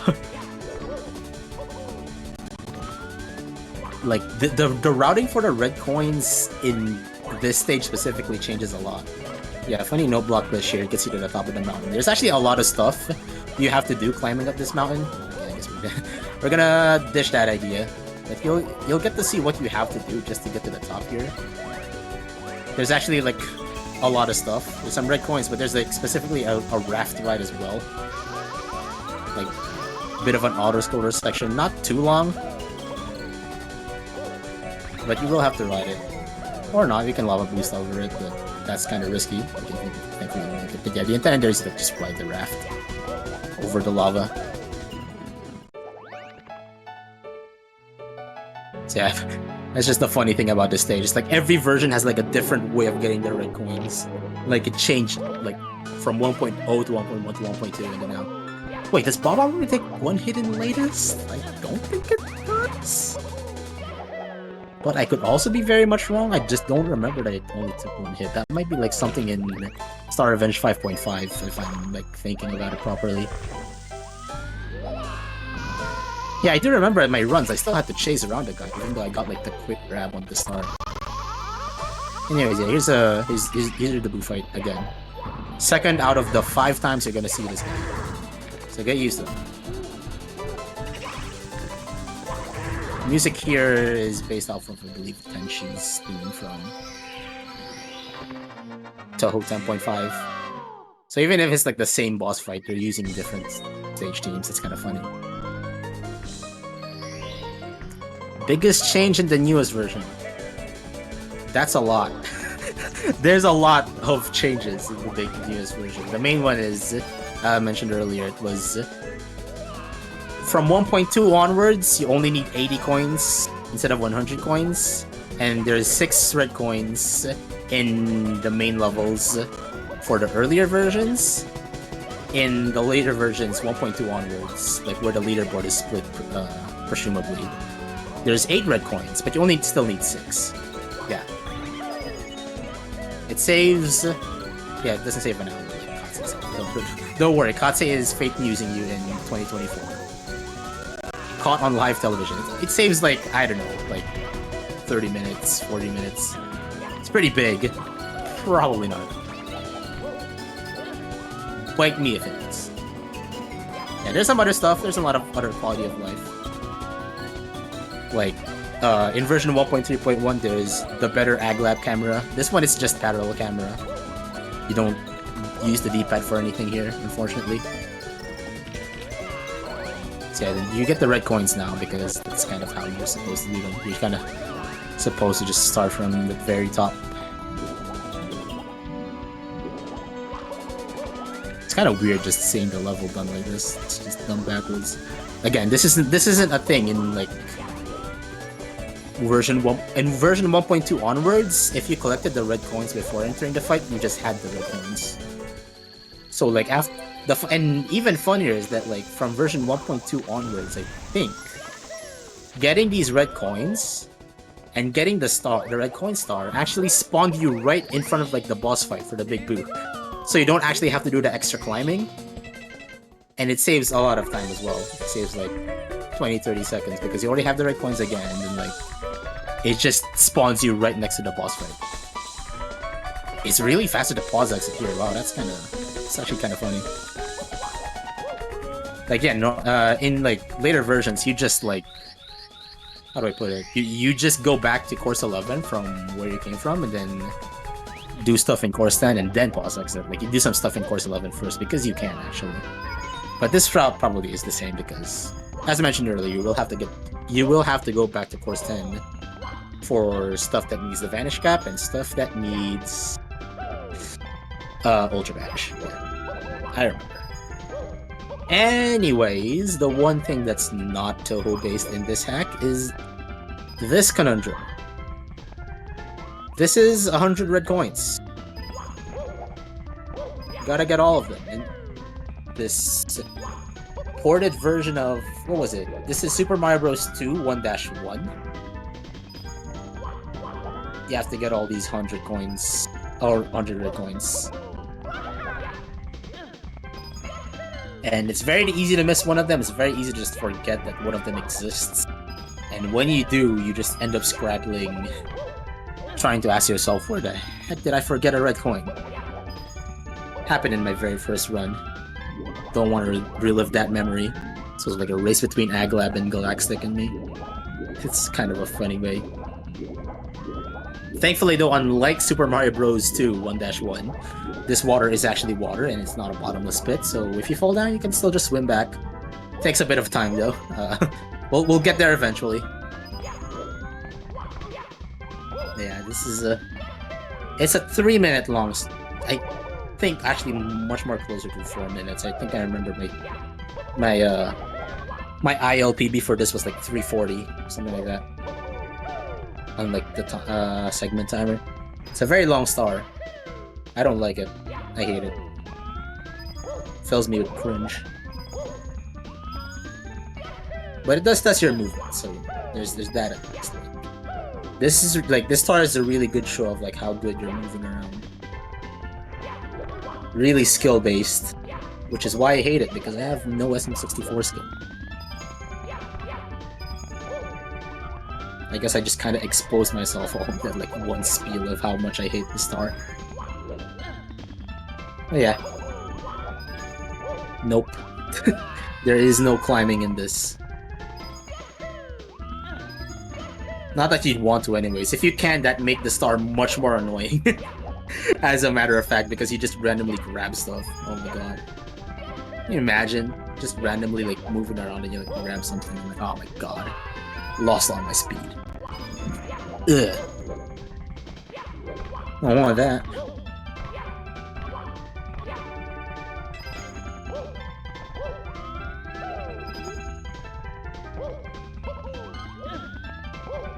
Yeah, I'm not really sure why Brodude felt the need to add this. I think it's because, like, Star Revenge 6 had... Star Revenge 6 and Star Revenge 7 all had like a Super Mario Bros. Stage, like, in them. It also does, like, 100 coins, I believe. Or maybe Star Revenge 6 doesn't, but I think, yeah, Star Revenge 6 has, like, a Super Mario Bros. 1 stage. And I believe Star Revenge 7 had like a Super Mario Bros. 3 stage, so Brodude felt like, oh, for Star Revenge 8, I'll add the next one. Which is Super Mario, which is not even the correct order, it's Super Mario Bros. 2, but yeah.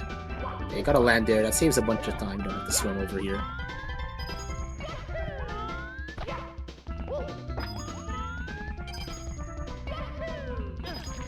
And a very interesting skip here, that's much harder because you don't have a D-pad camera, you need to make that wall kick angle. And also preferably not fall there. Yeah, falling here is kind of annoying. You do have to just kind of swim back into that first area. Like, oh wait, there's a thing here. Okay, never mind. We're safe. We're safe, boys. There is like one saving grace here. It's still kind of annoying, like having to like just go back for these coins. Anyways, simply do not fall into the water. Is the moral of the story. Thank you so much for playing my game. Yeah, funny thing too is that like in the version where you have like 6 out of 8 reds, so you have like 2 red coins to spare.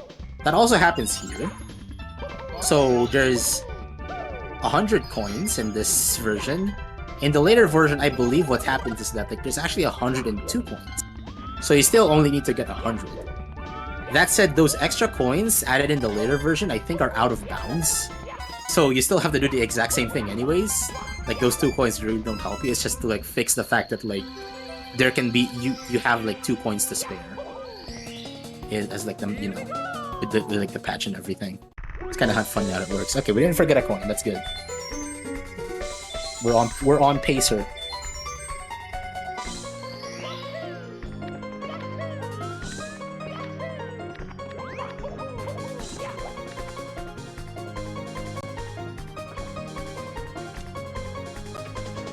Overworld 3 time, if you can even call it that. Yeah. So next set of stages here, the late game, as some may say. This will be course 12 and onwards to course 14. Course 15 is the final set of boss fights, so... Here you get to course 12, which accesses course 13, which also accesses the wing cap, as well as course 14. And the Ultra Badge in course 14. Sorry. I also love the music in Star Energy. That's why I played it all. I think that's also why a lot of people play it. A lot of people like Toho and SM64. I definitely do. That's honestly why I even play ROM X in the first place. I just wanted to play SRA. I played through the Star Revenge series just to play SRA, just to hear the Toho music in SM64. And then it ended up that I that I wanted to speedrun it as well. So that's how I became the Star Revenge speedrunner. That got everyone. That gave everyone a free time save for making Guru's version 1.3. So, hey, all those routes that involved the extra coins in version 1.3.1 I found. So, I'm quite something of a Star Revenge speedrunner myself. Take note of that. You're welcome, everyone, for those times. Okay, I was actually kind of expecting that to happen. There's just a bunch of Goombas there. After you dive roll out from that, it actually has happened to a lot of people. Like, you'd think that like such an occurrence would be so rare that like you bounce off into oblivion, but no, just about every runner of this game has done that. Myself, Aglab included, and for sure a lot of others. That just happens. You have to like be very aware of it. Also, yeah, by the way, there's this like thing here you can actually skip by like lava bouncing up the lava fall there. A bit too risky, so don't do that. Let's not do that here. If you really want to like skippity skip some stuff. This though is a skip. This little triple jump wall kick. Much harder without the D-pad camera. Because you can't just like set up a 44.9 degree angle. On like one of the walls there. But still works just as fine. Alright, these Goombas are out to get him. We won't let him.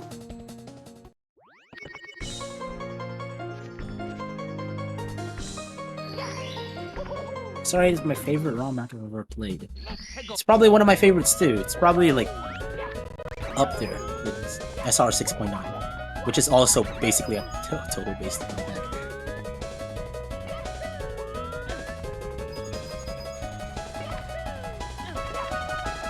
And now we're going for hundreds here. This is probably the hardest 100 coin mission in the game.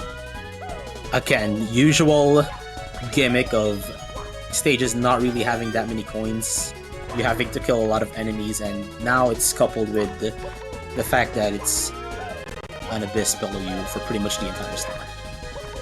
Death is a very abundant thing in this thing. And much more if you're trying to kill enemies for 100 points. I'd say it's definitely the most nerve-wracking, like it just can definitely kill you. But the funny thing is, like, this is already one of, like, in version 1.2 later, this is actually one of the more coin abundant stages. This is funny to say because it doesn't really even have that many. But I guess because they're like close together or something, like it actually ends up being that this is one of the faster coin missions in later versions when there's only 80 coins involved. So you do this for 80 star. And that this has killed a lot of 80 star runs, that's for sure. Because you have to do this star. Well, not have to, but it saves a lot of time.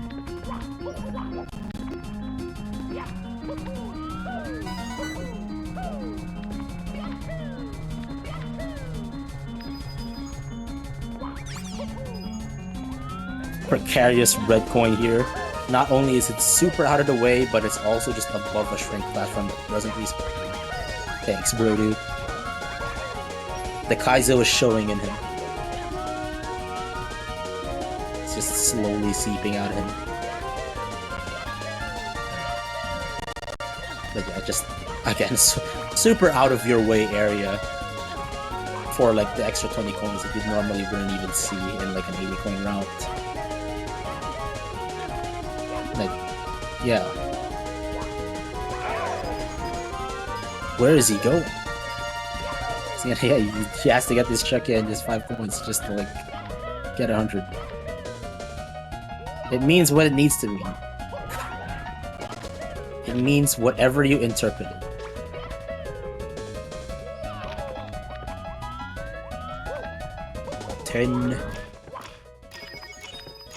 Yeah, so like even the little stuff like the collectibles, like the coins, are all based off of like Toho tricks, Toho stuff. Like the coins, like you see there, are based off like the 10, which means points in Japanese. So like that's what they use for points in Toho games. I believe some of like the green coins are supposed to represent like spell cards in Toho as well, so it's kind of weird.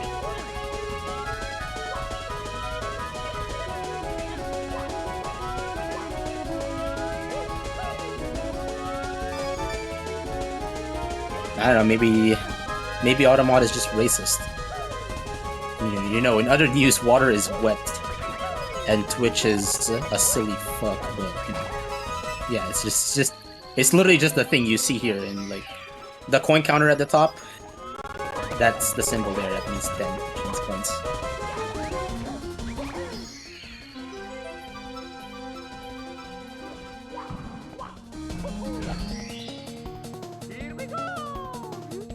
And I suppose, like, yeah, again, like some of the coins are like based off of like the spell card design. Kind of. I guess that was the idea. Anyways, we're not dead, and the 100 coin star is obtained with the red coin star, which is very good. That's a very easing feeling there, being done with 100 coins in this stage. That said, there's still more stars in this stage that can kill you, so can't breathe just yet. It's a Toho hat, what do you expect? It's Toho Mario 64, or Super Toho 64. Whichever moniker you want to use.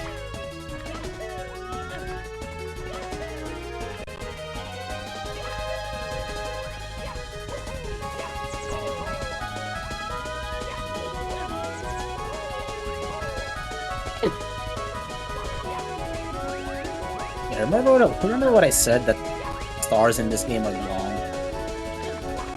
This is a very long star. You just climb up a bunch of, like, you go to the other side of the level and climb up a bunch of stuff, which is something that you do for 2 of the other stars here.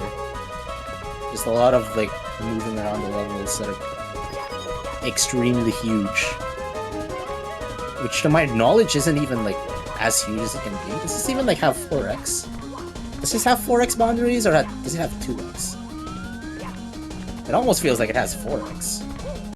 But I've seen this run in console, so maybe not.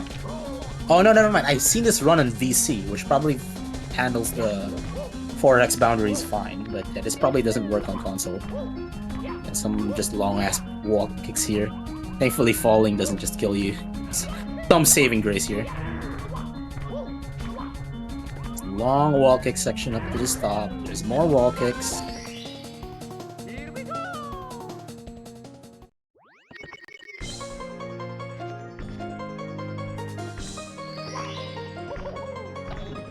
We get there. 60 stars. We're almost halfway done. Almost halfway. He's almost halfway. We got 61 more stars. Alright. We're getting there.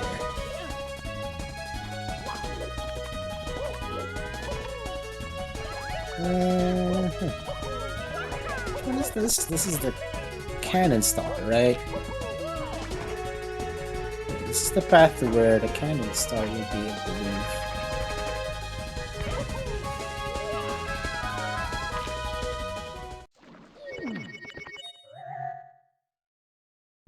Nothing too special. Well, that's kind of special. You cannot aim that too low, or else you will land perfectly on the ground and you'll slide off. I guess that is one way. That's a pretty common way of getting killed out of cannon shots.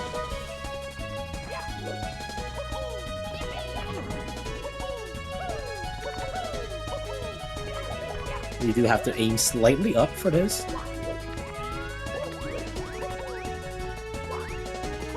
Kind of weird that it even lets you like aim that low anyways, when you just instantly get magnetized to the ground. Like, why even let me aim that low? It's kind of a weird thing. Maybe it's just something that like the ROM hacks have with cannon positioning. Maybe that's just a ROM hack specific thing.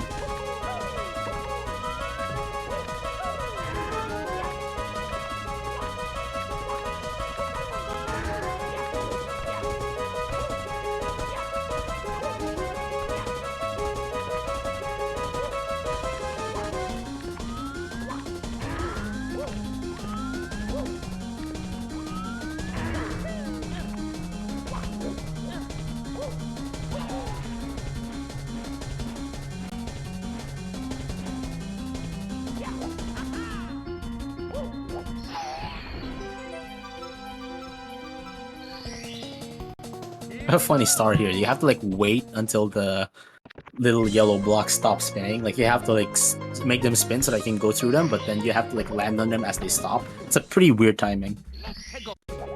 Not all that tight, but yeah. You fail it and then you have to like start the spinning thing again. And it's just come on, man. What a way to lose 6 seconds if that ever happens.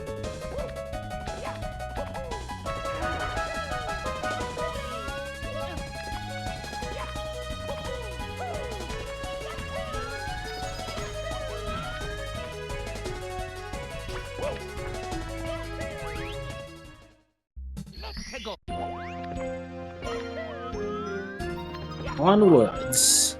It's course 13, even though again, there's gonna be stars here that we'll get later that requires both the Ultra Badge and the Vanish Cap. 2 stars at least. You get a course 13 and you get the Vanish Cap right now. Vanish Cap is a very cringe boss fight. Spoiler alert. It's the boss fight that everyone kind of remembers from this game as being kind of stupid. It's just a Wiggler boss fight, but god, the enemy spam gets tuned up to 11, even by Brodude standards. You'll see here. And supposedly it's also based off of like a Toho character that like is very notorious for having very spammy and annoying patterns to deal with in Toho 15. Shoutouts to Clown Piece. Post the American flag symbol in the chat. The Miracle Wiggler. Yeah, so the first hit is actually already the hardest, because he just goes wherever the heck he wants. And then after that, he does kind of start following you. Kinda. And then from there, it's actually... It's just the first getting the first hit with all these things chasing you around is actually kind of annoying. Like sometimes he just tries to juke you like that. Like, whoop, whoop! I'm not going off the platform, bro.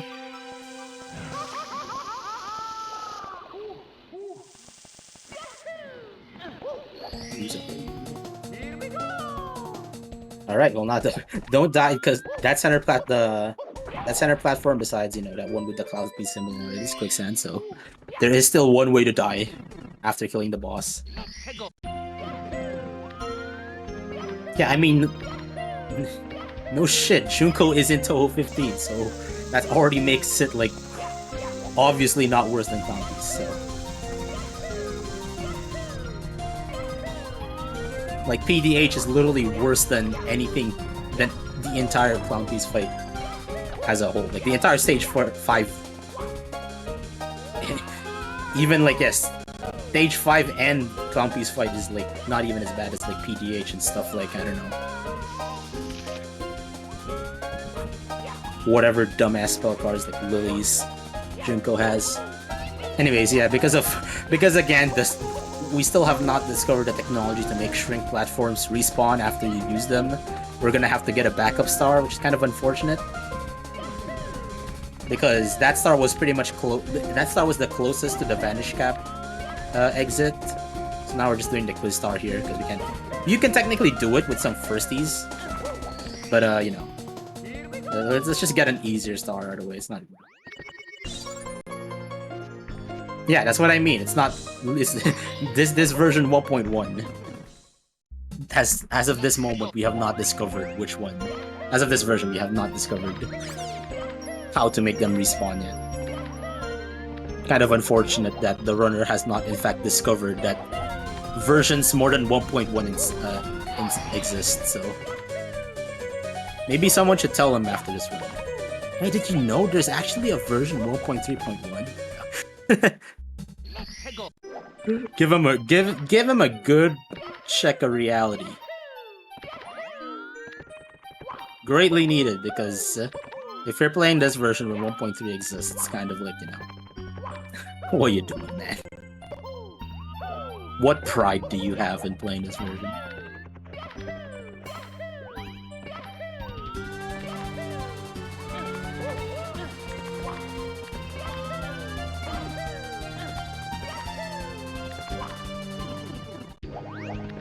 Alright, Course 14 will lead us to the...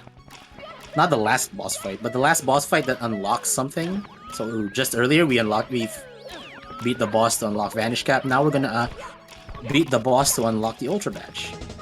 Here in these plants. Yeah, so...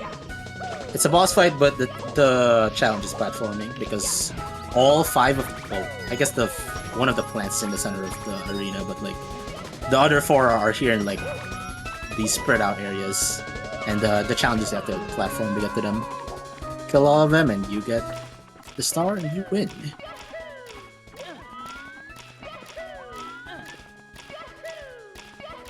And later on in version 1.2, these boxes are actually easier. Like you see here, there's like some maneuvering that you have to do. Later on, I think like the switch spawns like boxes that are just straight, so you don't have to like do some like Kaizo trickery. You know, like, I like wax that very poetically. It's not all that hard, but they definitely nerfed this fight in later versions. So if you really don't want to struggle in this fight, like I did when I first played this, you play on the 1.3. Even just 1.2 is already fixed. Like, look at this. This is... like, you normally wouldn't have to do any of this. Like, this up and down box stuff. Actually, this is probably the one you're supposed to, like, skip, but you can also skip the other box section as well. May or may not see it. Let's see it. See if we see it. Big threat with the Lakitus here, they can just kind of hit you. It's not up to your control, really. You gotta just kind of decide this is not your territory, it's theirs, and they'll just push you off. It's a little boost here, like that. So, like, technically you can, like, use that, like, bumper speed, carry the momentum into a triple jump, and then skip these boxes, and just land straight onto this like piranha plant area. But it's a bit risky, and you've already done like a minute of the fight, so understandable not going for it. Just a bunch of wall kicks to get up. Very repetitive wall kicks, if I may add so myself. And the last one should be right at the center. Now you can see that box there over at like the top platform over there. That does lead to the second extra stage. You'll need that. you will go there because it is 100%, so we'll get the star in there.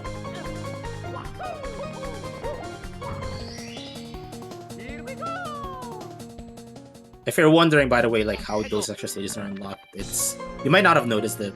It's at the very start of the run. There's like a stage where you go through a bunch of doors. It's supposedly like replicating like a password system. But if you know, the password is something that you unlock at the end of the game. But if you just know the password, you can just unlock that, like, these extra stages right off the bat. And that's the fastest way to do it. Just at the start of the game, just unlock all these extra stages with the password that you already know. I kind of bring that up now because what you'll notice is that, or what you may have noticed is that, like, that switch to unlock the extra stages, like the box where the extra stages work, that's a switch. That's a cap switch. It uses the same cap switch that you use for stuff like the vanish cap and the wing cap. But then there's only 3 switches, so you're wondering where's the metal cap switch? Well, because there's 3 switches, you don't have a metal cap switch in this game. Are there metal caps in this game? Yeah, they're one-time metal cap boxes, so you know you can only use the metal cap there once, and so if you fail whatever needs the metal cap, you're kind of boned in most situations. And one of those situations is this one. There's a metal cap in this stage later on. Coming shortly, actually, not that much later. And you have to do it without messing it up, because if you squander up the metal cap, you're kind of just done for. Well, there is probably a way to save it if you have enough health, but yeah, you just don't want to use up the metal cap because you do not get a second chance.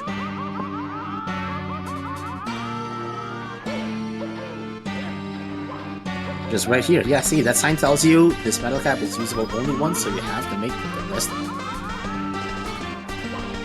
That's why you can see it's just a normal yellow exclamation mark box. And yeah, this is a pretty hard stage. As I said earlier, extra stages, if you die, there's no checkpoint, you have to redo everything. And the funny thing is, it's exceptionally much harder in this version as well. Like I said, version 1.3 introduces the fact that you can only get 6 out of the 8 red coins found in here. So like there's just some stuff like one of the red coins that he got there, like it's like in a completely different area. Well, not different, but I mean, it's like he has to like platform super out of his way to get that.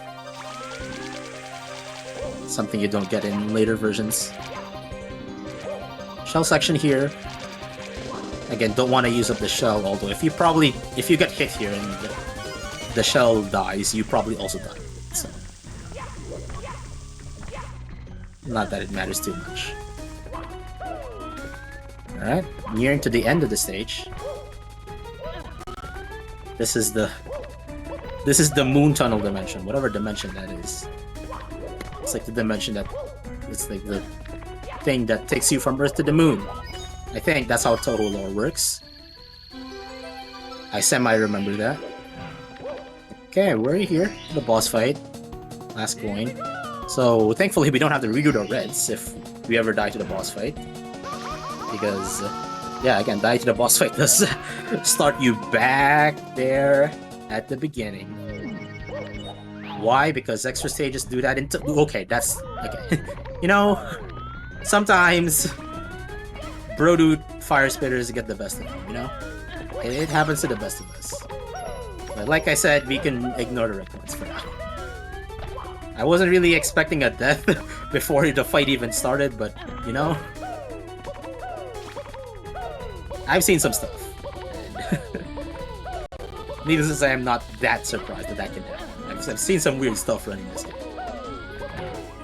That about fits the bill.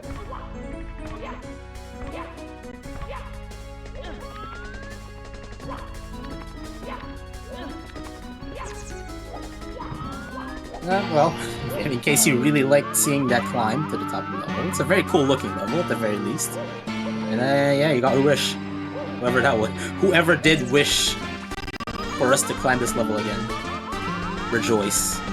Here it is. And then it's full glory. Well, red coinless glory now.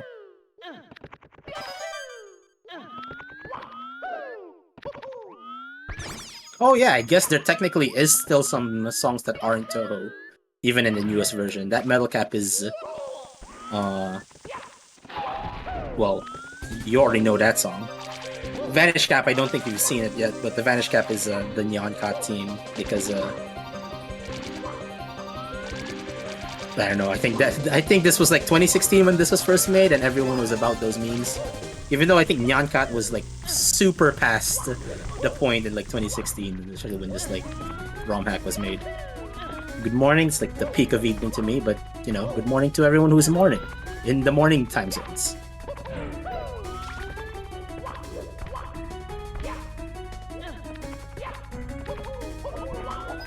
Hope your morning's been great, or your evening, or your afternoon. Whichever time zone you live in, I hope it's been great so far. Or will be great. I promise you it will be great.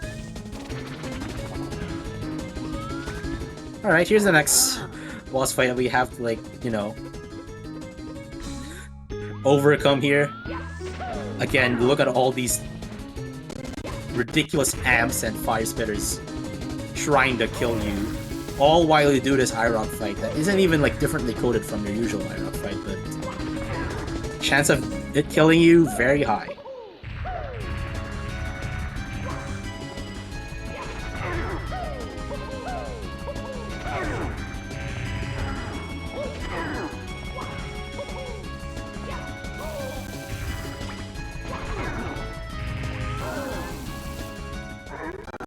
Thankfully, there's a safe shot where you can just like stay in like, you know, a bit of a dead zone.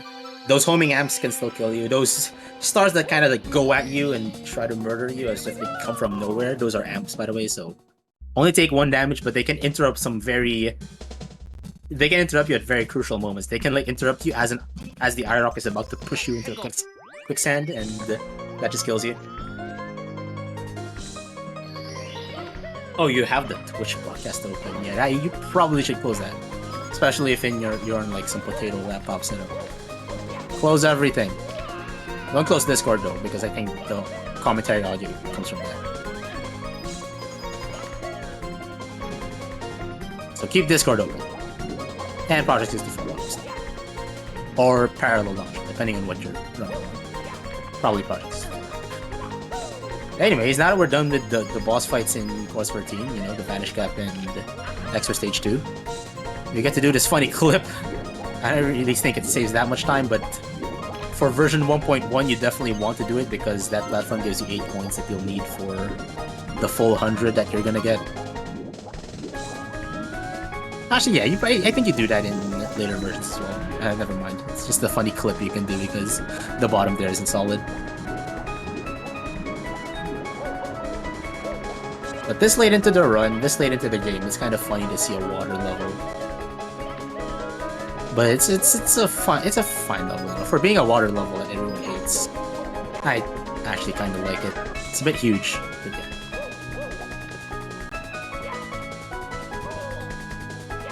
Just weird that like this late into the game, you're not getting stuff like quicksand spam or lava from hell, whatever kind of like stupid hard gimmick. No, you just get a water level. That being said, this game doesn't really have that many parts where it has quicksand, doesn't it? It's really just boss fights and that one place in Course 3 and one place in Course 6. Yeah, thankfully, that's why this hack is so good. You see, guys, it doesn't really have that much quicksand in it. You know, contrary to like usual road loop design. There is quite the lack of quicksand, which is very welcome.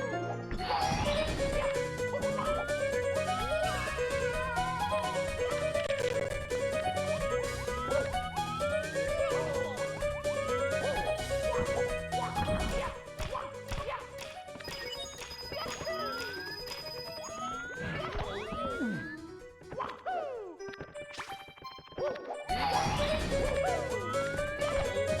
believe that's the first usage of the Ultra Dash, actually. So yeah, you gotta combine like the Vanish Cap here, and then you get that blue coin switch to complete the 100 coin mission here. So you have to get like the both of the two things that you just got earlier.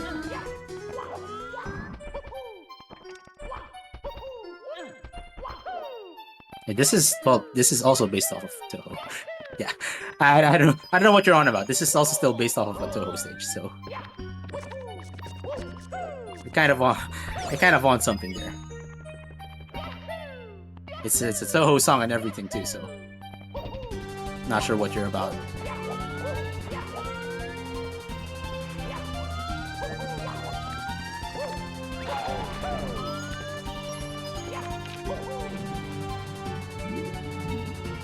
I mean, I don't know. He said there is Toho, and there is. I don't see him lying or anything. This is Toho. It's still your regularly scheduled Toho Mario 64. And yeah, so there's a star here in this like dungeon area, but there's also coins here, so it's convenient that you do this star with the 100 coins, even though it's kind of risky because you see there's like lava. Okay, maybe here's the lava that I asked for.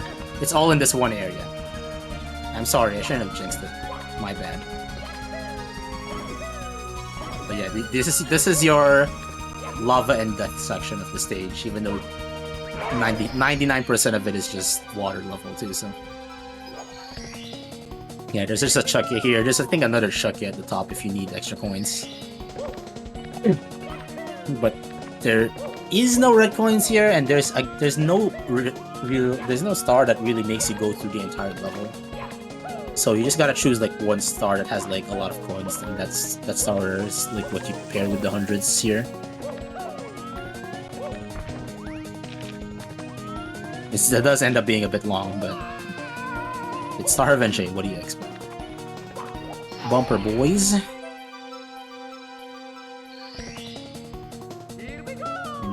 Here's the star, and you're in this alcove.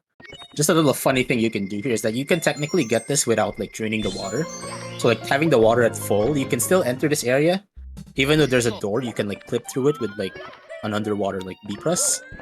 But you can't get that star because it's in a box, so that's kind of like the anti-cheese way of how Brodoot made it. Just put I mean that's pretty much how you do it anyways. Like every time you have a star underwater that you want to drink, you want to make the players drain the water for you in a box. Because you will need a ground pound. And you can't ground pound underwater. Or kick, or punch. Nothing to break boxes at the very least.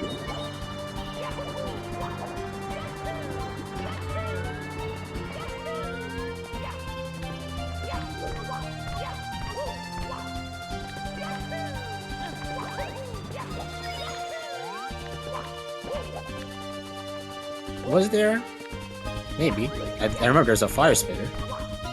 That does sound about right. There would be that would make sense that there's a bomb on there. I'm not sure how much you can use it though.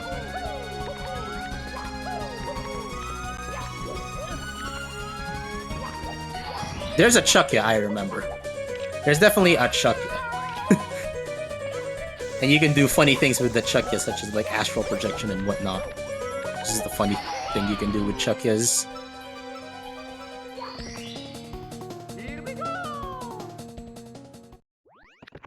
Vanish Cap star here. Technically, I don't think you need the Vanish Cap here. You can technically do this with a bomb flip as well. Not sure how much faster it is. You're draining the water anyways, so you might as well get the Vanish Cap. Because yeah, you bomb clip, but you know, you still have to go to drain the water anyways. Probably saves like 15-20 seconds. Nothing too overly consequential. A very basic star here is just climb a tower. But again, the arch nemesis of version 1.1 and below, shrink platforms. So if you fall into the water after climbing the tower, you're gonna have to get a different star because you can't get back up here. So better avoid all these like tricky slopes. This one you have to triple jump for. You have to triple jump on the slope though, because that happens. Yeah. Very tough platforming there, yeah. You know, this stage is kind of laggy. I think this stage also lags when I play it, so having lag spikes kind of occur there is very like expected. Just kind of what makes that part scary. You can definitely just catch a lag spike in there and kills you. But we get this star instead. It's a funny little. Again, here's more lava.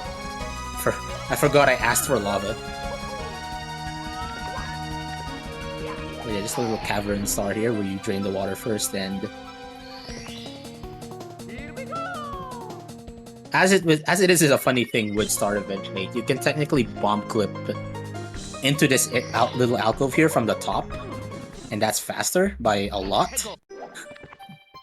But you know, convenient that you already fall into the water, so just get the switch, and that's like one of the few stars you haven't gotten, so that's why I get that.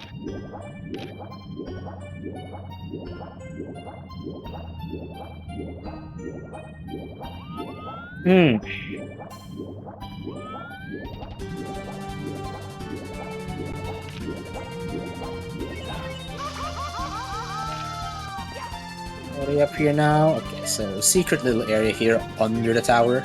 Don't drain the water, you can swim up here. And there's a bit of a weird thing that can happen here. Let's see what happens.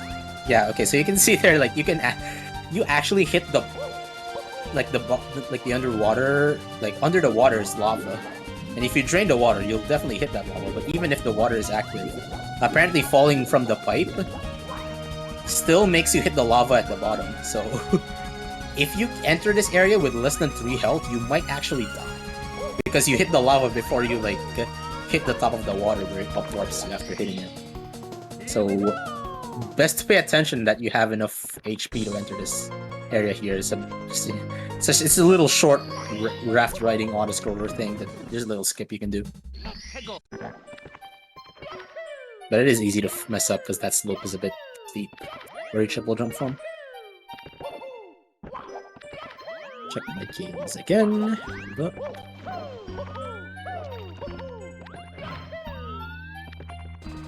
Alright, one of the few, like, things that can happen in this stage still is just that tower star, but... Okay, yeah, it's just a tower star.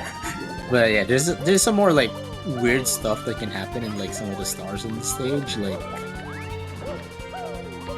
I think he hasn't done it yet? I forgot. Okay, maybe he's done it yet, or I'm just missing it. So never mind me.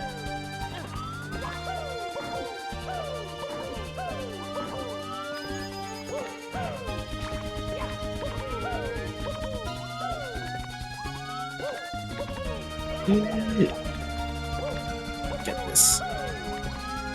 Yeah, the Flower Garden star, but thankfully that's like one of the shortest stars. Literally the entire round. Like, that star is shorter than, I would say, 80% of the stars that you get.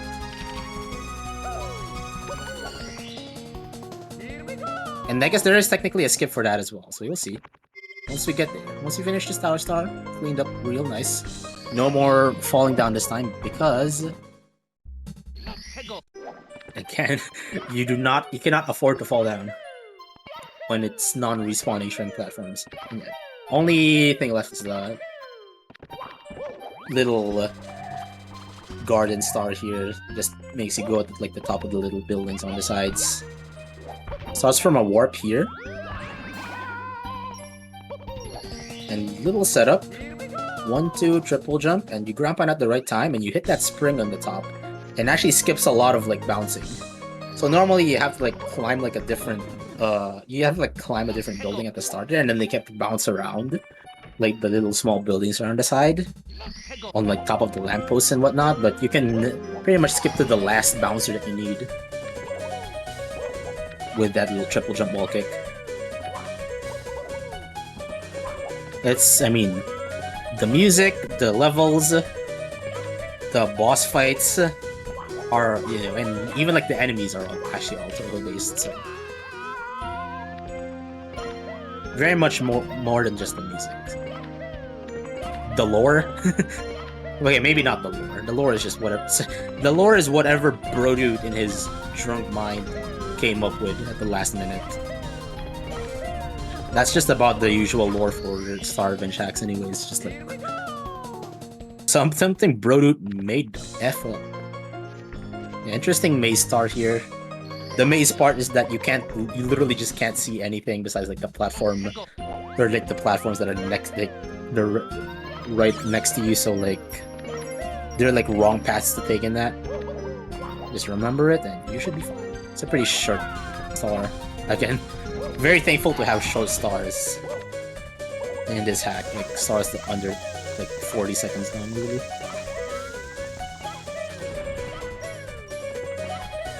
Because yeah, this next one is kind of long. You have to get this Vanish Cap first because it's a shell star, but the shell is in a cage. So bro really just wanted to make you get a Vanish Cap first before you get this star. And then, like, the challenge here is just shell surfing on this lava for secrets.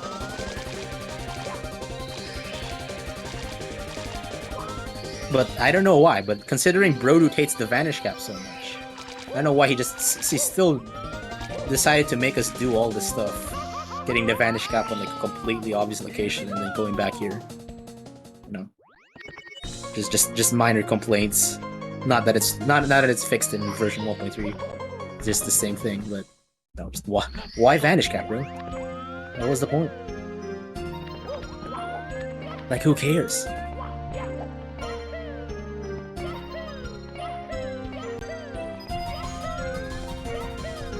So I suppose now we're going to get that star that we were originally supposed to get after exiting the Vanish Cap stage. You remember, like, over to the left there, just like a Vanish Cap where we fought Wiggler and everything. Now this time we will try not to need firsties and try to just get through like this side of the level without falling down because we cannot retry.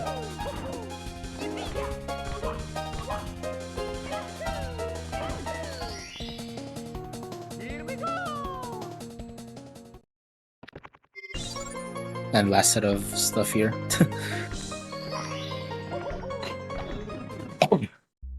Nothing too tricky there, but again, 1.1 you can't redo stuff.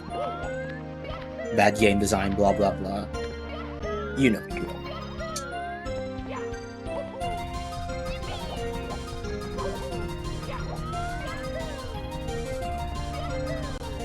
Little skip here, you can see that you need some like red switch to like activate some platforms over there on the side, but you can triple jump off slopes and skip a bunch of stuff. Typical SM64 skips over slopes. What isn't typical though is this room coming up. It's... yeah. Oh my god, it's the rest of the 50 stars that we need for this run. Yeah, we got all the stars here and it's already 121 stars. Yeah, this is the end of the run here. GG's everyone, we've made it. No, just kidding, it's like 1 star out of like the 50 in that area is a real star. I think the real one is... what was it? The real one is signified by the fact that it's like more tilted on an axis.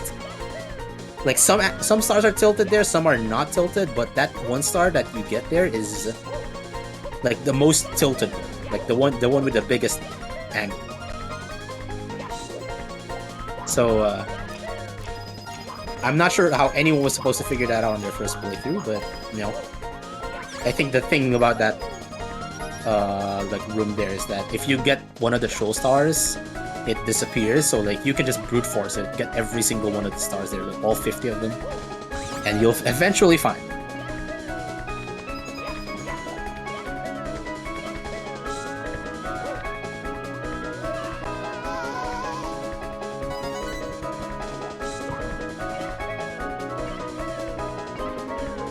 Anyways, yeah, it's also just convenient to get like the 100 coin star starting from that area, because there's some coins in there. It's not actually that much of a difference, but you know, just some minor optimizations here.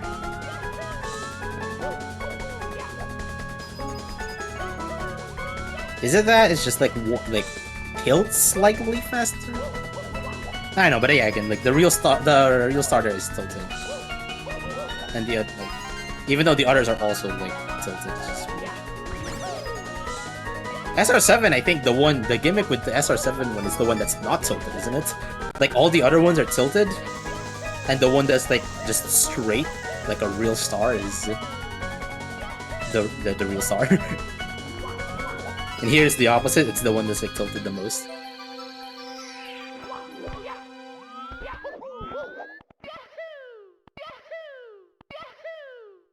Is this better than the T-Dawn, T-Despair usual stuff we can see?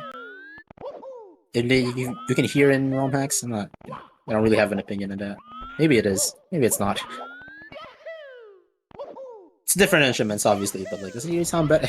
I don't think it sounds any better or worse. It's the same song. It's the same Toho 3, Vanishing Dream, Lost Dream. That's the song.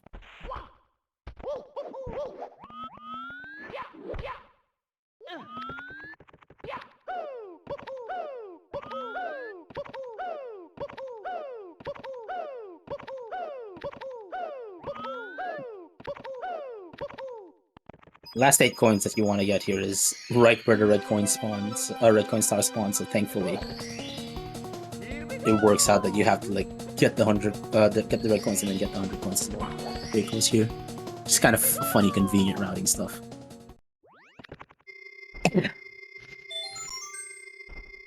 And that should be course 13 as well. Yeah, we're finishing up on like what's supposedly the end game of the hack. But again, since we get like some stuff here like Vanish Cap and Ultra Badge, it's not really the end game. The last normal level we're probably gonna go through is something like course 2, because we have to like go all this way to get like requirements, like badge requirements and cap requirements, and then go backwards essentially to get the stuff that we haven't cleared in earlier courses.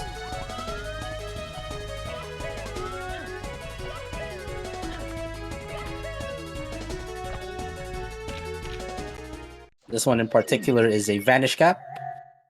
You have to like speed run the Vanish Cap. Like you have to not do that. That's for sure.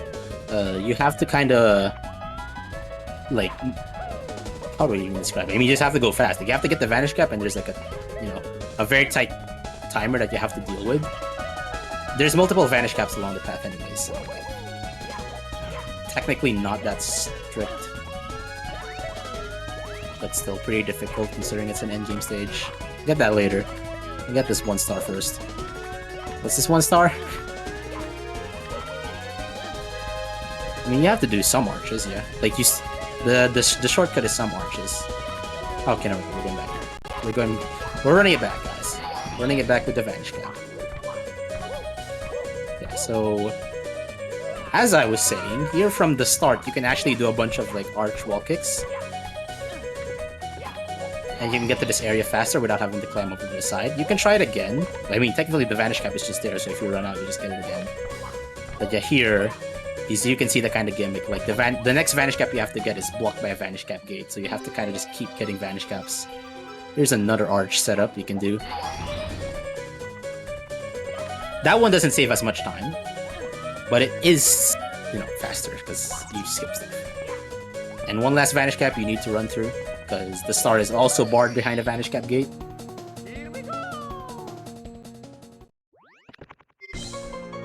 We do be speedrunning, so it shouldn't be much of a problem. And it isn't.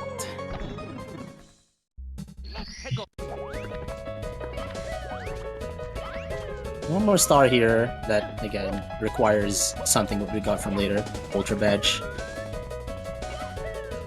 This one... You actually do... You also need the cannon for this, technically. When I say technically, I actually mean you don't need it. You can technically get to this star with just a BLJ off of a twat. Little funny thing you can do there, it's not faster. That's for sure.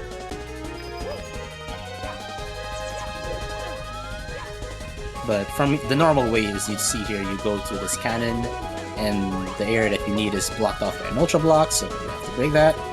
And then from there you can see that there's a puzzle that's like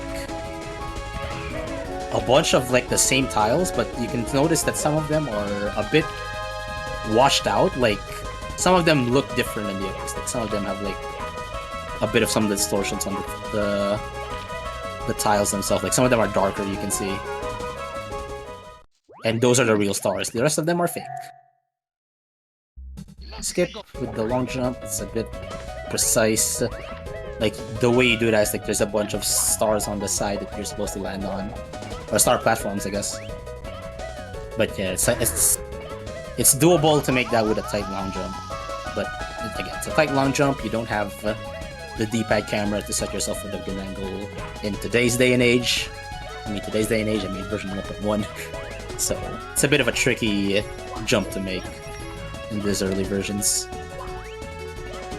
It shouldn't be. It's not too hard. Like it's not like Kaizo levels of precise, but it is very missable. And again, like even if you land on the platform, you have to like make every bit sure that like you don't fall off. Like you actually get the next long jump in the chain so you don't fall off there. Times like these, we call for the help of pause buffering to make the long jump a bit easier, but you know, it's a speedrun, maybe we don't need pause buffering. Who knows? Take two. Yeah, don't worry, you're not gonna like fall off of the block even if you like bonk the wall there with like the cannon shot. Okay, we're good, and then just a straight long jump to the start, it's pretty good.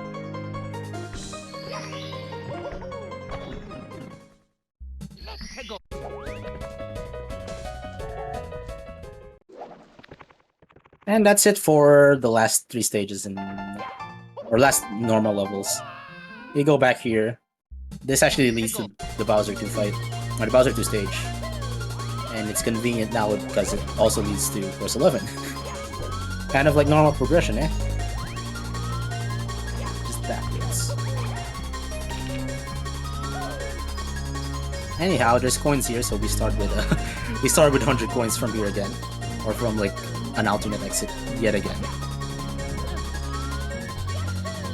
I believe that was a no block glitch that was triggered from bouncing off an enemy. You can do that, by the way. I think I mentioned that earlier in the run when there's a no block glitch, but like if you bounce off an enemy into a no block, it just gives you the no block glitch, like you don't have to dive or anything. It's kind of a cool mechanic.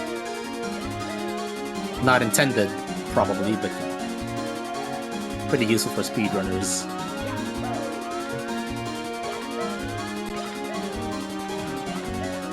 Should also mention, I guess, that this also is one of the stages that's gone through a lot over the versions. And not the normal stars. It's specifically the 100 coin star that's been changed. So now there's like 100 coins, but later versions there's 80, as if continuously mentioned over the course of this run. It's like the main difference, obviously. But also a weird, like, trick of this stage is that you can't actually get the 100 coins unless you visit like a specific area you'll see here. And in fact, even 80 coins, I think you're barely not making it. Because again, Brodu design on these levels in this hack, there's just no coins. And the way Brodu fixes that is that he just put like a room with a lot of coins. That's kind of how he made it work. Just put many coins in one room. So if you don't find that one room, it's kind of like a treasure room in like a castle. I guess that's kind of what it's supposed to like be the point of. This is a castle, after all. It's a shiny needle castle. The point is that it's sometimes upside down, sometimes not. But as a castle, it has like secret treasures in it. So the one secret treasure of this castle is there's just a bunch of coins in one room. All this enemy genocide just to get to 100. And yeah, this is the room I was talking about. Just 4 10 coin boxes. In later versions this is 5. Again, I made Brodu add more coins here for version 1.3.1, so any runners on version 1.3.1, you're welcome. This route was something of my creation, if you're running that one, so you guys can rest easy not having to like scramble around for more coins.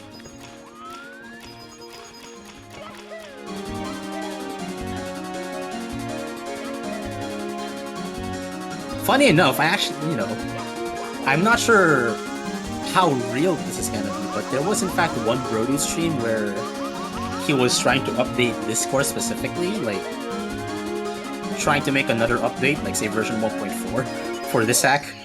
I'm not sure if it's gonna be real, but like the one thing he was working on is this stage. He was probably gonna add more coins, and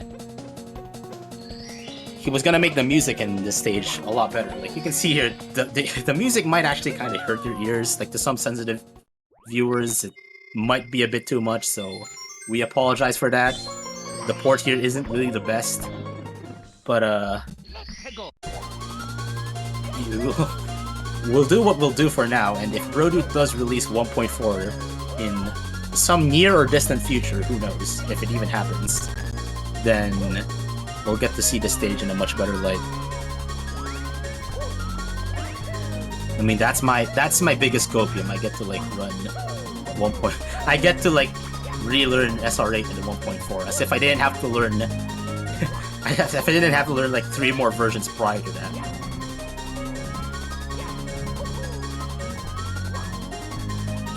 The commentator is... yeah. The commentator is some guy. It's not important who the commentator is. He's just some guy, dude. Yeah, that's the thing, right? I've seen him like work on SM64 redone.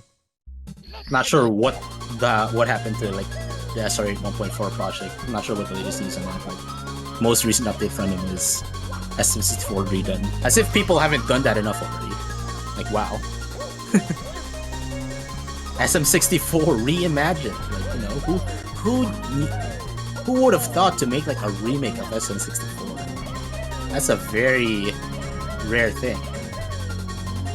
Oh yeah, you can skip like this little platforming. You can skip this with like walking up a lamp. Something I found for this game.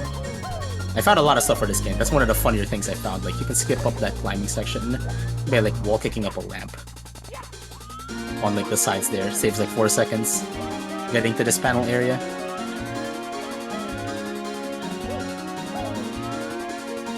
SM64, but it's better. Completely novel concept, guys. I've never seen that. Hoping for more brilliant updates. Yeah, I mean, 1.3.1 turned out to be a good update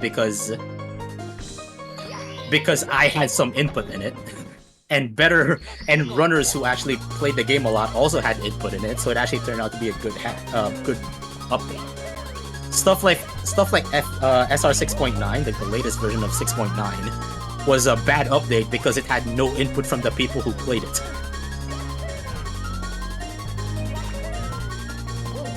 So really, who knew that like having input from people who've played the game for an update makes an update better, you know? Who would have thunk it? You can actually start with this Star Revenge. It's one of the harder ones, but it's still kind of casual friendly. If you really like Toho, you can just start with this one. But yeah, there's a bunch of easier ones to start with. Star Revenge 3, Star Revenge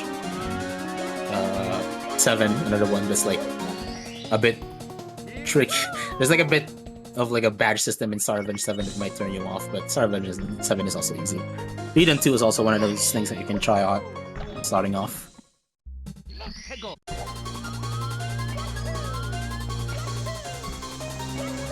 6.25 has a lot of stars, so it does have a lot of content, but it might get a little short for you to finish. I'd recommend it as well,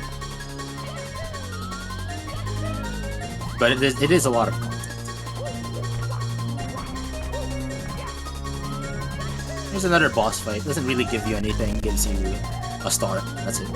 It's not like it's not gonna give you any like overworld progression tool or anything of the sort. It's just a bully fight.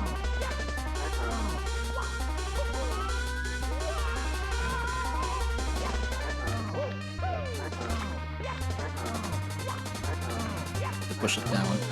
There's a very minute like trick that you can do when you're fighting these bullies. Is that like I think if the bully falls off the platform when it has like very little speed, it tends to like magnetize itself toward the platform.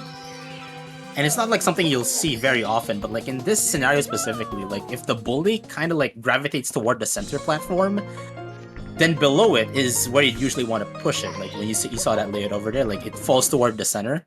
And so you can actually get to skip like one phase of pushing it into like the center because it like falls into the center by default. Or like, you know, from that kind of like little quirk the game has. It's kind of like a weird, you have to like set it up a bit. It's faster to do because like again you can save like one phase of like pushing the bully downwards because it just falls straight down the center. But yeah, it's just like a little thing you can do there. Another little thing you can do here, which isn't gonna happen, is that there's gonna be a metal cap section here. You can skip the metal cap entirely. How that happens is there's actually multiple ways you can just not take the metal cap and just lava bounce across this, like, you know, here on the side. But there's another strat here, very interesting, that like you go to where those holes, like, you know, you see those holes at the bottom. That's like you fall there, you go to an earlier part of the level, and from there actually you can wall kick up with like 3 first frame wall kicks. You get enough speed and height to get up. That's just like a funny thing you can do. It's just like saves like 10 seconds because you can just go straight there and like start a bunch of walks so you get it first tries faster. But none of that. Here's course 10. Convenient star to get here after exiting course 11. I think it's called the Easy Inked Path. The path is full of ink because Brodude likes Splatoon. I think that's the lore behind it being inked. And it's slippery, of course. The slopes are turbo slippery if they're inked. And as the name would suggest, it would be easy, but you know, it's actually something that has killed a lot of nerds. Like, I've died here a lot. Unironically.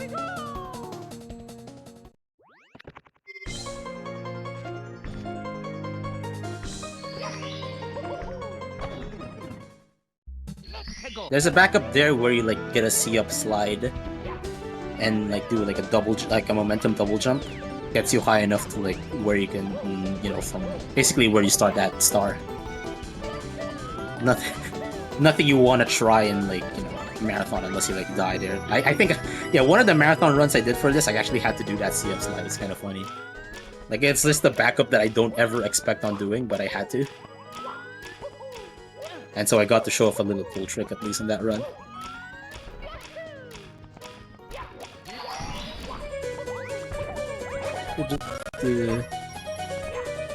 Climbing up here. Yes, there's actually a bunch of stars you can get here, but here you can get like the one that requires the vanish cap first.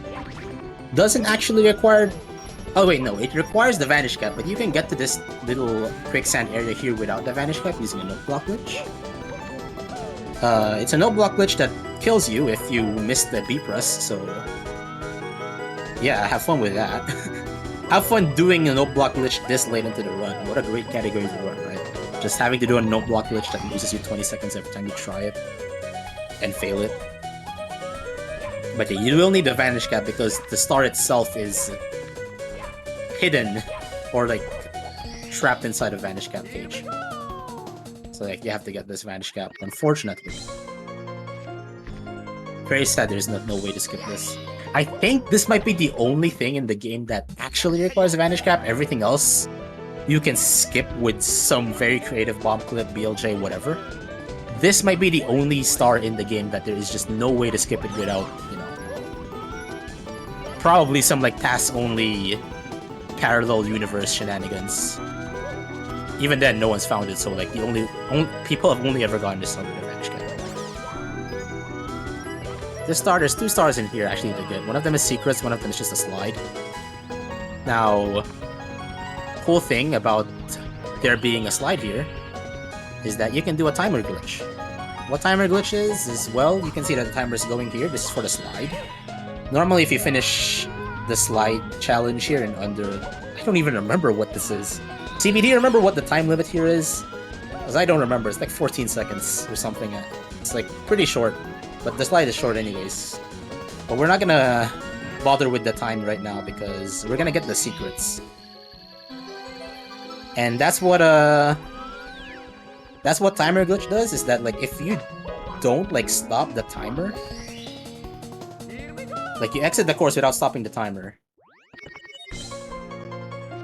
then I think in memory what it does is that it actually sets the timer to like 0. So if you go to like the end of the slide while that glitch is active, you just get it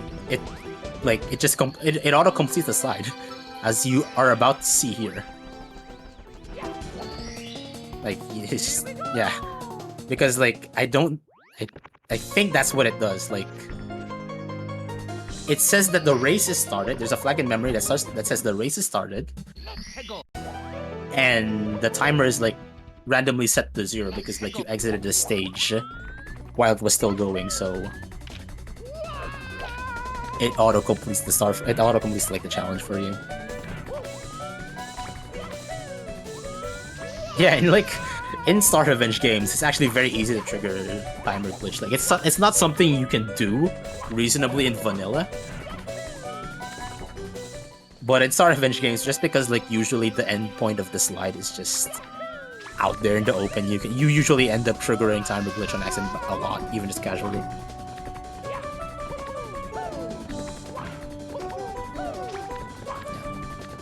Okay. That one was kind of risky. Yeah, this is the fastest star to get outside of out of the course 10 exit into course 7, just the closest one. So dying here actually does lose a significant amount of time, because getting here from the normal exit takes like 15 extra seconds, but getting here from the course 7 exit, course 10 exit is much faster. That being said, there's a lot of lava bounce skips involved in it, so yeah, that was kind of risky. Gets scary for a second there, despite what some people might claim.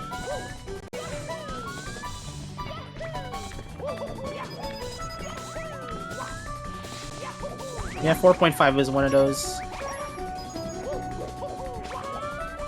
It's in Mad Musical Heights, I think, in that game. There's a lot, yeah. There's just a lot of like Star Revenge hacks, and just I guess hacks in general, where they like put the end of the slide timer just right out the open.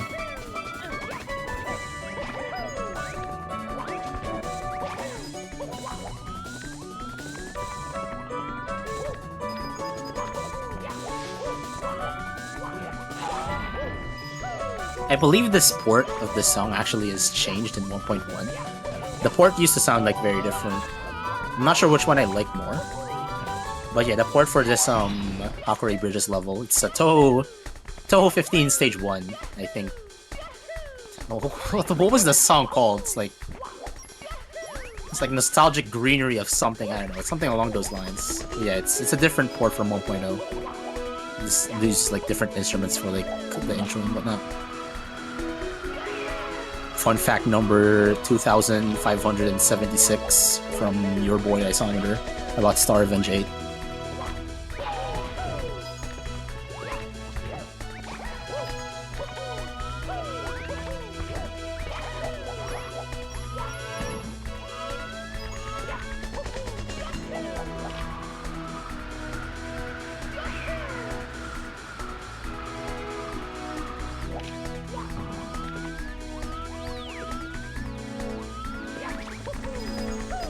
You know, that's something I also remembered about 1.1, and I think even 1.2 has this problem. Wing cap and swimming camera is very scuffed. It uses like your normal parallel camera for Lakitu camera, even while you're flying. So if you're not used to it, it's really stupid because you're not like in a first person, not I guess first person, but like, you know, in like a closed up view. So you do have to use Mario Cam when you're like flying or swimming in this early patches, I think. I think that's the thing. Pressing L to fix that wasn't in this patch. Like, that was introduced later. If I remember correctly, that specific thing was added later, yeah. Yeah, okay, that was something that came with Aglag Cam. So yeah, so whenever you're swimming in, I think 1.2 or earlier, swimming and flying, you need to use Mario Cam. That's a little bit of stuff there. Funny thing is, I think I remember doing one of my first runs on 1.3, where I did not know that was a feature where you pressed L, and so it like confused me when like the camera would like switch and something like that, and I just like lost like a bunch of time, just because I couldn't do any flying sections or swimming or just the flying sections here. That was just a funny moment in Star Revenge 8 history for me. It's just I just could not maneuver around with flying because I did not know pressing L to do stuff was a thing. I like pressed L by accident in the middle of the run. I was like, why is my camera actually good all of a sudden? What?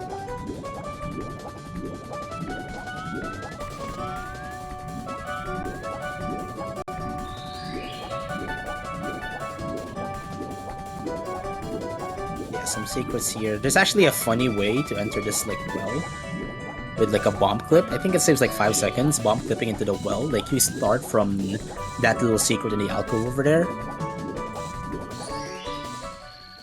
Nothing too much. And also I do I remember that this is like, was this toxic water at some point? But regardless, it's pretty treacherous of a swimming section. Like, yeah, you see he has like 1 health. He barely made it out. And in later versions, there's like a bunch of coins he added there. Maybe even like a heart, I'm not sure. But there's definitely coins in the bottom of that well in like later versions that make sure that you know, make it harder to die, basically. But, that's also one reason why you want to bump up into the well, so that you have much more time. Or you spend less time underwater, so you know, much harder to die from drowning. Yeah, okay, so it is regular life. I forgot like there was like some hack that did that, like some poison water well or something like that. It's never been poison water in any of the versions I believe. It's just a very tight timing because there's no health recovery there. Kind of crazy.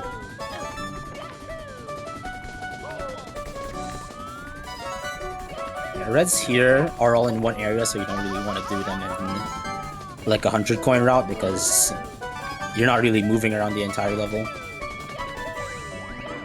Intended like you're supposed to like platform across these shrink platforms, but you can like these are like the perfect heights such that you lava bounce onto them, so you can cheese a lot of stuff. It's kind of funny how they made it that way. It's just like the perfect height for a lava bounce to make it. You did. It was expected that you'd like, you're not even needing the cannon. Like you can just like wing cap a bunch. Yeah, didn't you? Did you know? Here on this episode of Did You Know Gaming, did you know that there's a cannon in this stage? There's actually supposed to be a cannon in this stage. It's on like the right side of the level, like the complete right side from this part of the area, the level. There's like an entire like section that there's no stars or anything. There's a bunch of coins, a bunch of enemies, and there's a cannon. And that's supposedly how you're supposed to like fly to like that level in the that area in the middle with like the meshes. And like where you got the blue coins and whatnot, like, you know. And that's probably how you're supposed to climb the factory as well. But we do not get to that area. We don't even trigger the bomb. Oh wait, no, I'm sorry. There's a... That area has the cannon bomb. I think is how it works. But you don't need the cannon for anything. The cannon is on like the other side. Because nobody needs cannons in this day and age. But yeah, the cannonball bomb to open the cannon is right there on that like completely isolated area of the stage. Because, you know, you see the stage is kind of huge. And there's more to it than we play right now. But we just don't need that area. Not even for a full 100 coins. Kind of thankful, but, you know, funny to point out anyways.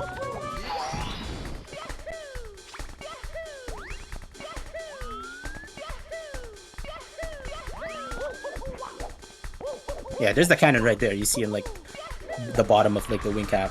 The way you open that cannon is like on the completely opposite side of the level from here. Huge level, man.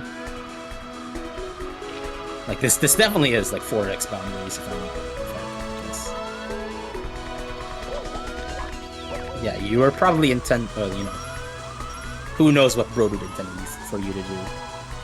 The guy has a mind of like a real enigmatic human. Probably need, like, you know, whether intended for you to get the cannon for this star or not.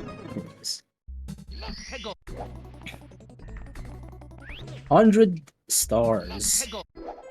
Hashtag 100 emoji. And that's all for Core 7. Timely so. It's forest time, yes. Like I mentioned, like, there... I'm trying to remember. There aren't any stars that you need, like, Vanish Cap or Super Badge or anything. Like, all the stars you can get here without any of, like, the overworld tools, like the caps or the badges. But since you're gonna be back here anyways, and, like, the 100 coin star is faster to get from the Core 7 entrance, you pretty much just go here at the end of the run. You go here very early into the run, like you remembered, but it's also no problem to get, like, the stars later on as well. Like, you can get, like, you'll get 100 coins from here, that's for sure. But, like, the normal stars you can get whatever.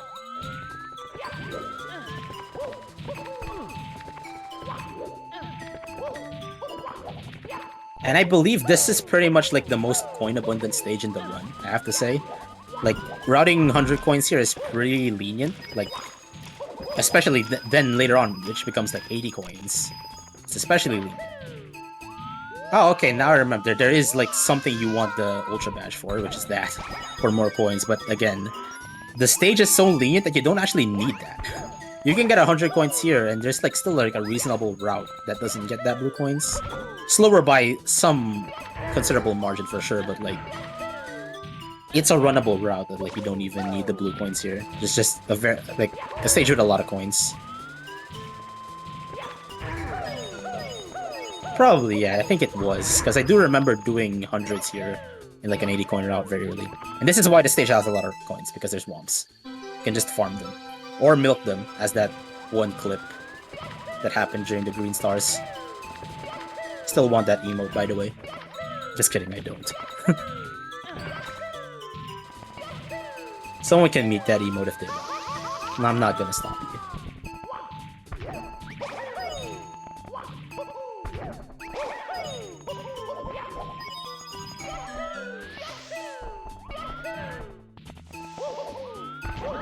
All the rest should be from this area.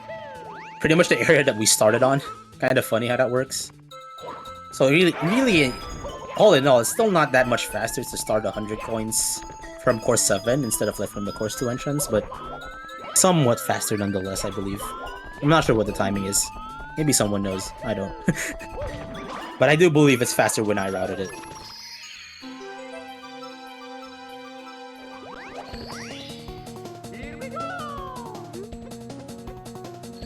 Were there coins at the back of the map? Yeah, there's probably coins at the back of, like, the house here. You can collect that or you can collect the Koopa. Again, a lot of coins here. Very cool. Yeah, 100 should be faster from C7, right? If not, then I've been doing it wrong all this time. All those times 4 years ago was me being an inter. If that was not faster, then my bad. I fully admit my loss. Moving along. Just some basic star movement here. Skips a little bit of, like, climbing up a slope with these wall kicks. They're a bit tight. They're not, like, your easy bake wall kicks. Like, there's actually some setup that you have to do for that, but no, it's not hard. It's not really that hard. Little green platforms that, again, if you fail these jumps, those green platforms will not come back for you, and you cannot get that star in version 1.1. Yeah, I remember I failed those wall kicks before. Like, there was, like, a time where I just, like, always failed the wall kicks on my first attempt. I had to, like, reset them or something. I don't know. There was something about those wall kicks that just didn't work. I don't know what it is. I forgot at this point. It's been too long. Anyways, Star Maze. Where was the answer to this Star Maze? I think there's, like, a secret cavern in this level that tells you which stars are real, so that's how you're supposed to know which ones are real and which ones are fake here. Just memorize it. It's a pretty easy path to memorize as well. If you fall down there, it's lava, and there's like a very specific way you have to lava bounce if you ever fall there to make it back up onto a star.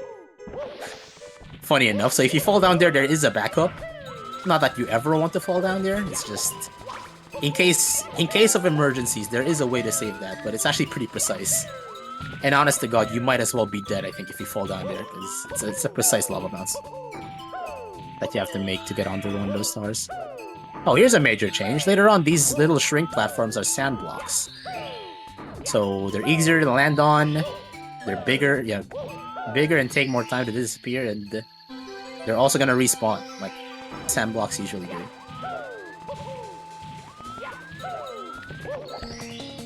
So yeah, much easier in later versions as well.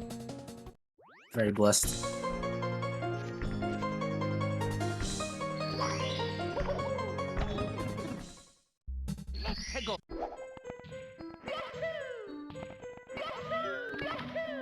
What else do we have for Course 5? It would be... yeah, just a bunch of normal stars. Nothing actually too special here.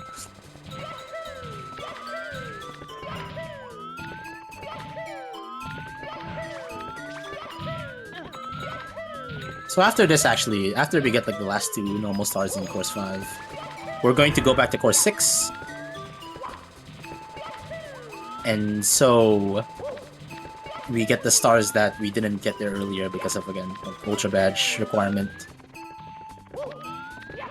Yep, that sandblocks would be there as of version 1.2. That was I'm very certain that anyone who's played this at a later date than like 2017 probably played at least version 1.2. And if you played this later than 2019, you would be playing in version 1.3.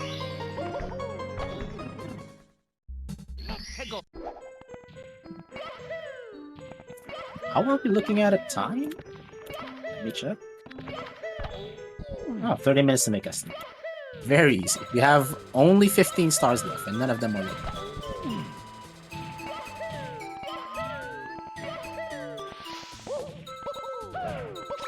Did one run. You did about as much runs as I did. On 1.1. Yeah, I did one run on 1.1, and I did one run on...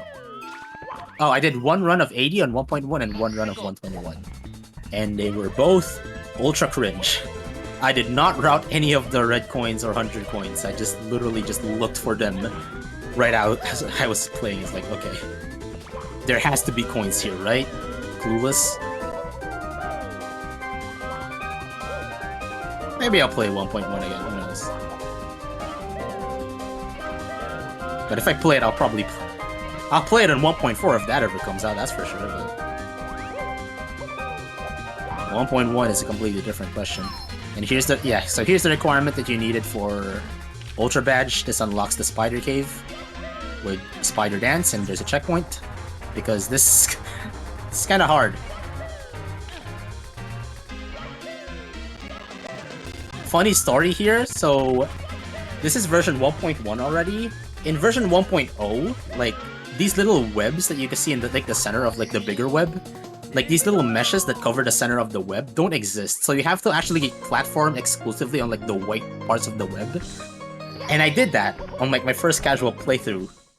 And thankfully there's a checkpoint there, but even though there was a checkpoint, I think it still took me like 30 minutes to finish. Like I was just not that great at platforming, and it was a very bad like section to platform over as well anyways.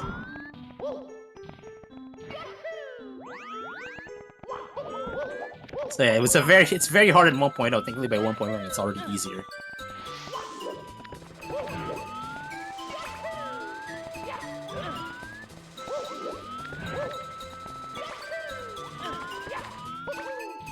Oh yeah, there's probably like supposed to be some checkpoint deactivation thing there so that you can like exit out of the course faster. But none of that. Not too much of that. Here with some like lava bounces you can like skip to the end of the star faster.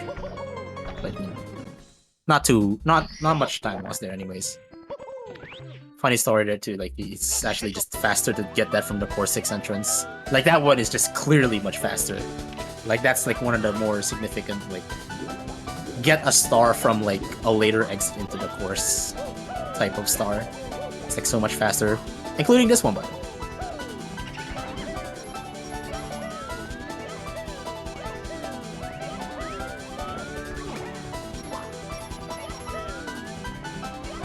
Yeah, the star here definitely is just much faster to get from exiting course 5. Oh, there's 2 stars here. One of them requires a thing. And this one is just here, so just a little long trek. These waterfalls. I've fallen in here before. I've fallen from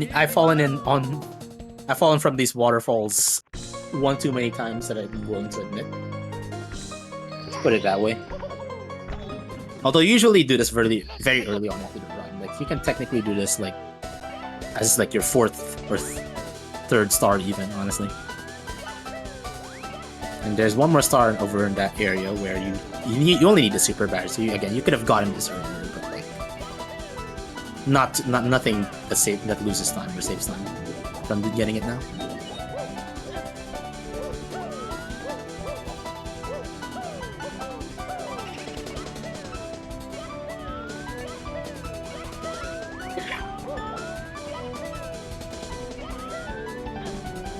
Bit tricky here because again it says pass up the flag guys, and there are a lot of flag guys.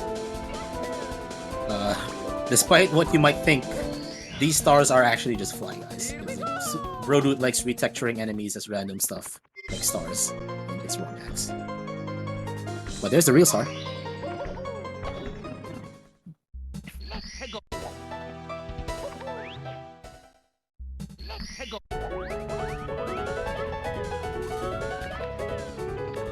Isn't it funny? The last normal level we do in this run is course 1. we end the run essentially on course 1, and it doesn't really lose that much time, or it doesn't actually lose time at all. It's like you can get these stars at the start of the run, or you can get them now. That's how overworld runs work. Overworld ROM hack runs work. You pretty much get all the stars here, and you don't have to worry about any requirements. You can just... you have everything. You have the super badge, the ultra badge. You only need the super badge here.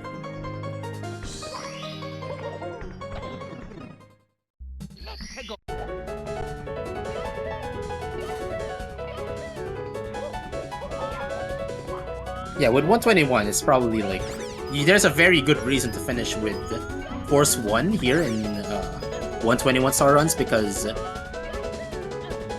there's actually like there's a secret entrance for a secret stage. Ooh, very secretive. That takes you into a secret. Well, it's a secret part of the overworld first, and then it takes you to a secret level. Yeah, got like the order mixed up there. Yeah. But that's in course 1. So you get this here, and then you get to that later, where there's the last star you get outside of the last levels.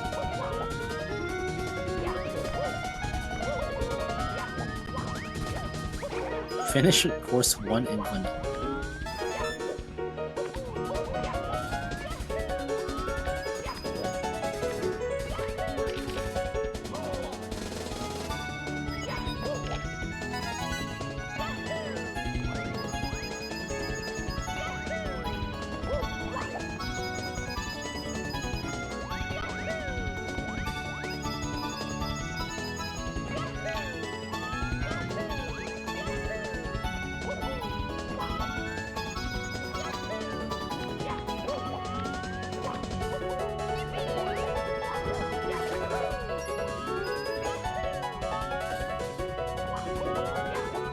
It's also a funny, possibly controversial opinion that I'll say here. And it is kind of funny to say, but I guess this is probably my favorite course in the entire game. I like this entire hack. Some bad parts, but a lot of good parts, and I think my favorite level, with all of the good levels in it, is this one. It's kind of funny, it's literally course 1, but I like that. I like the music. It's like my favorite Touhou Stage 1 theme that's used here. It's from Touhou 12. It's a very good stage 1 theme, just a very good theme in general. And I like the stage. It doesn't kill you.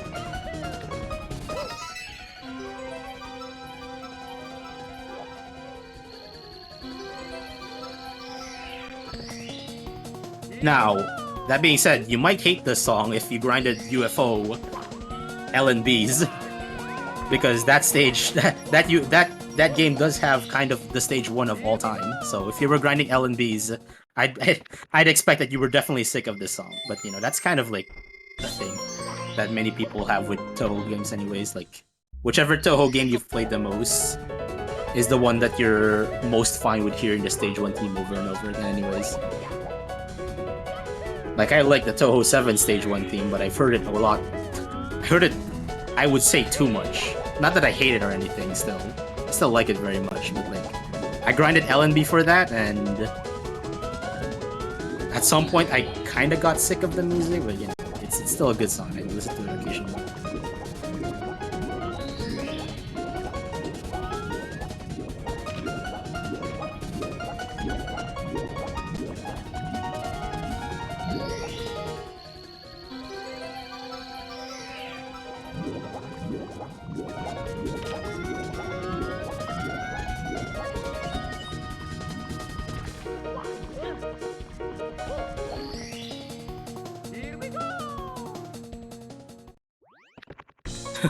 So, at some point, I will rank the Toho Stage 1 themes.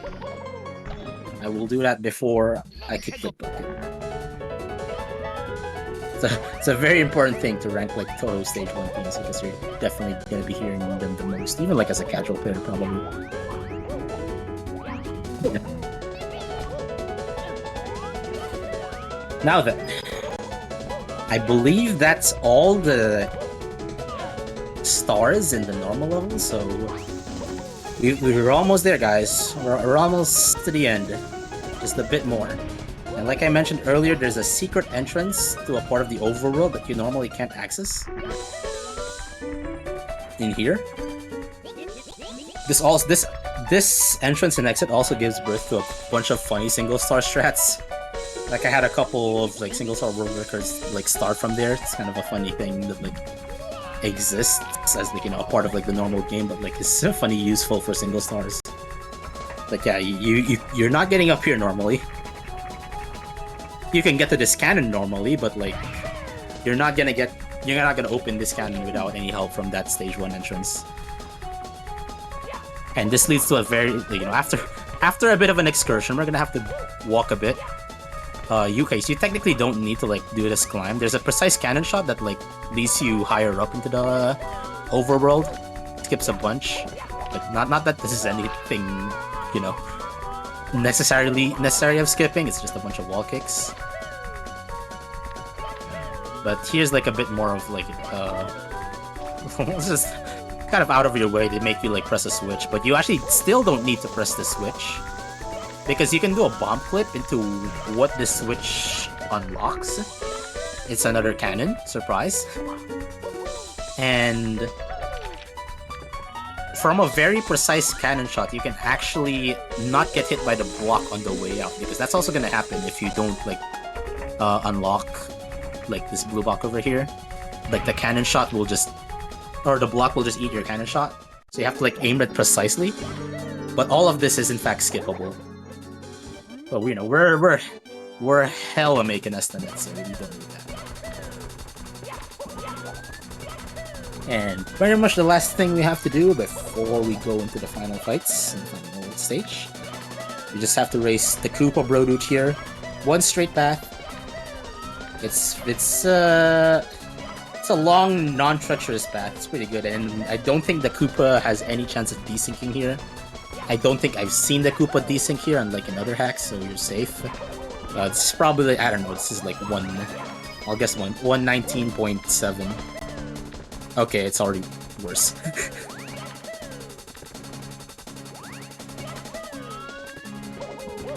Yeah, but again, it's a very lenient time to make. The Koopa's very slow here. The Brodoot Koopa. I don't know why that is in the lore, by the way. Brodoot makes himself a Koopa. Yeah, I don't know about... Okay, yeah, I don't know about that. All good, though.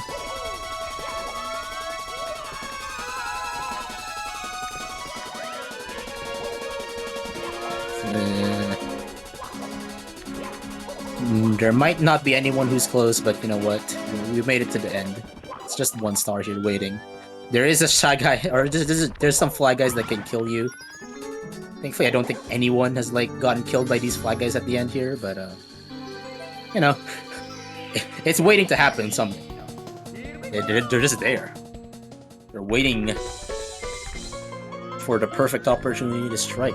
Just kill you at the end of this race and lose 2 minutes.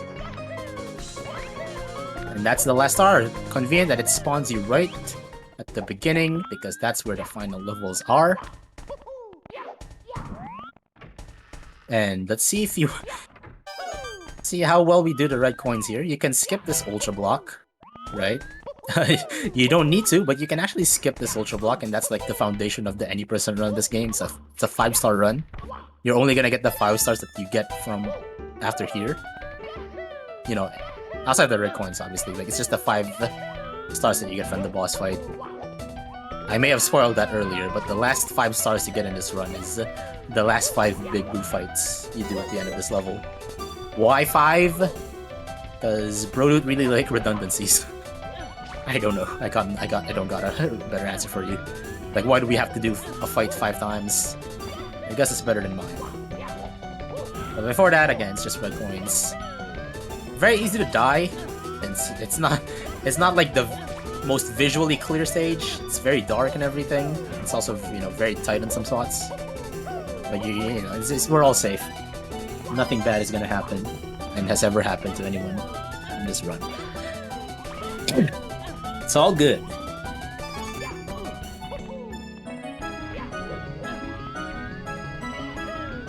Just a little bit more, guys. We're about to get there. Just don't die. Don't bonk into. Don't miss a wall kick. There's one way to die. It's like that. Take it as safe as you want.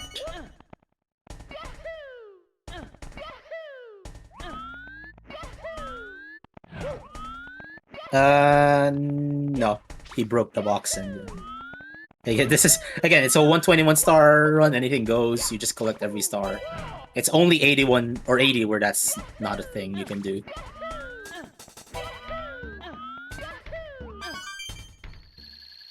Like... Not sure if I mentioned how to do it, but yeah, it's actually a very weird basic clip. You just go on top of the ultra block and there's like part of the wall that's like not properly collision mapped, and so you can just go through it. I don't know why it's even there. Like, how did you mess up the collision map on something that's like a flat wall? I don't know, but it's there. I'm like honestly even like considering that's like an Easter egg. Like, I swear that looks like it's intentional. Like, how is there like a hole in the wall? Like, it's just a wall. Like, how is that like not properly collision? Like, no way that's not intentional. That's straight up an Easter egg. And maybe Brodude was too lazy to test the... maybe Brodude needed to test the later levels of the run, but was too lazy to get stars, so he added like an easy way to clip into here. Or we blame Cosmic, yeah. You can blame K's, that's good. We can also agree on that. And... oh yeah, so... funny thing about these fights, these are actually... a lot of these fights are nerfed. In fact, no, all of these fights are nerfed. All the fights that you're about to see are nerfed. Mainly by the fact that, like, when you jump down from the start of the fight, there's actually a platform. Like, there's a sand block usually when you jump down, so you can, like, easily get onto, like, the center arena. But now you just have to straight up just jump down from like, the spawn to the center. Which usually makes you take fall damage unless you, like, do a kick properly. Just long jumping down there gives you fall damage, which is why they needed, like, a sand block there. But, you know, there's still a bunch of amps everywhere. A lot of amps are reduced in the later versions. A lot of fire spitter is also reduced. Yeah, usually you want to do this fight entering with Mario Cam because it faces you straight into like the, you know, into this guy and faces you straight into the star as well. And it makes a lot of like consistent setups. It's only really star 3 where that's not a thing, where you have to like start with an angle, and you'll see later why. But it's basically because you can't land straight into anything. Like, you have to like go around to even get to like the guy at the center. Yeah, that's 2 fights done. 2 more fights, 3 more to go. We're getting there. Here's fight 3. I would say is the hardest because the spawn is the hardest. Like, look at that. The entire thing is just quicksand, and so you have to like move around into like the sides to even get to the guy. And there's, you know, homing amps and everything as usual. Byakuran's theme. Byakuran isn't that hard. Generally, one of my easy, like, I find one of the easier stage 6 boss fights. Or maybe that's just me. There's like 1 or 2 cards that are hard for her. Yeah, this is Byakuran's theme that you will get to hear all 5 times. So, if you enjoy Byakuran's theme, I do. It's a pretty cool. It's a pretty banging theme. Then you get to hear it a lot. Unfortunately, you do just get to hear the intro a lot because it just restarts for every fight. But it's like only 2 more of that. Like, yeah, here you just want to start facing forward, like with Mario Cam active, and just a little bit of the side to the flamethrower so it doesn't hit you.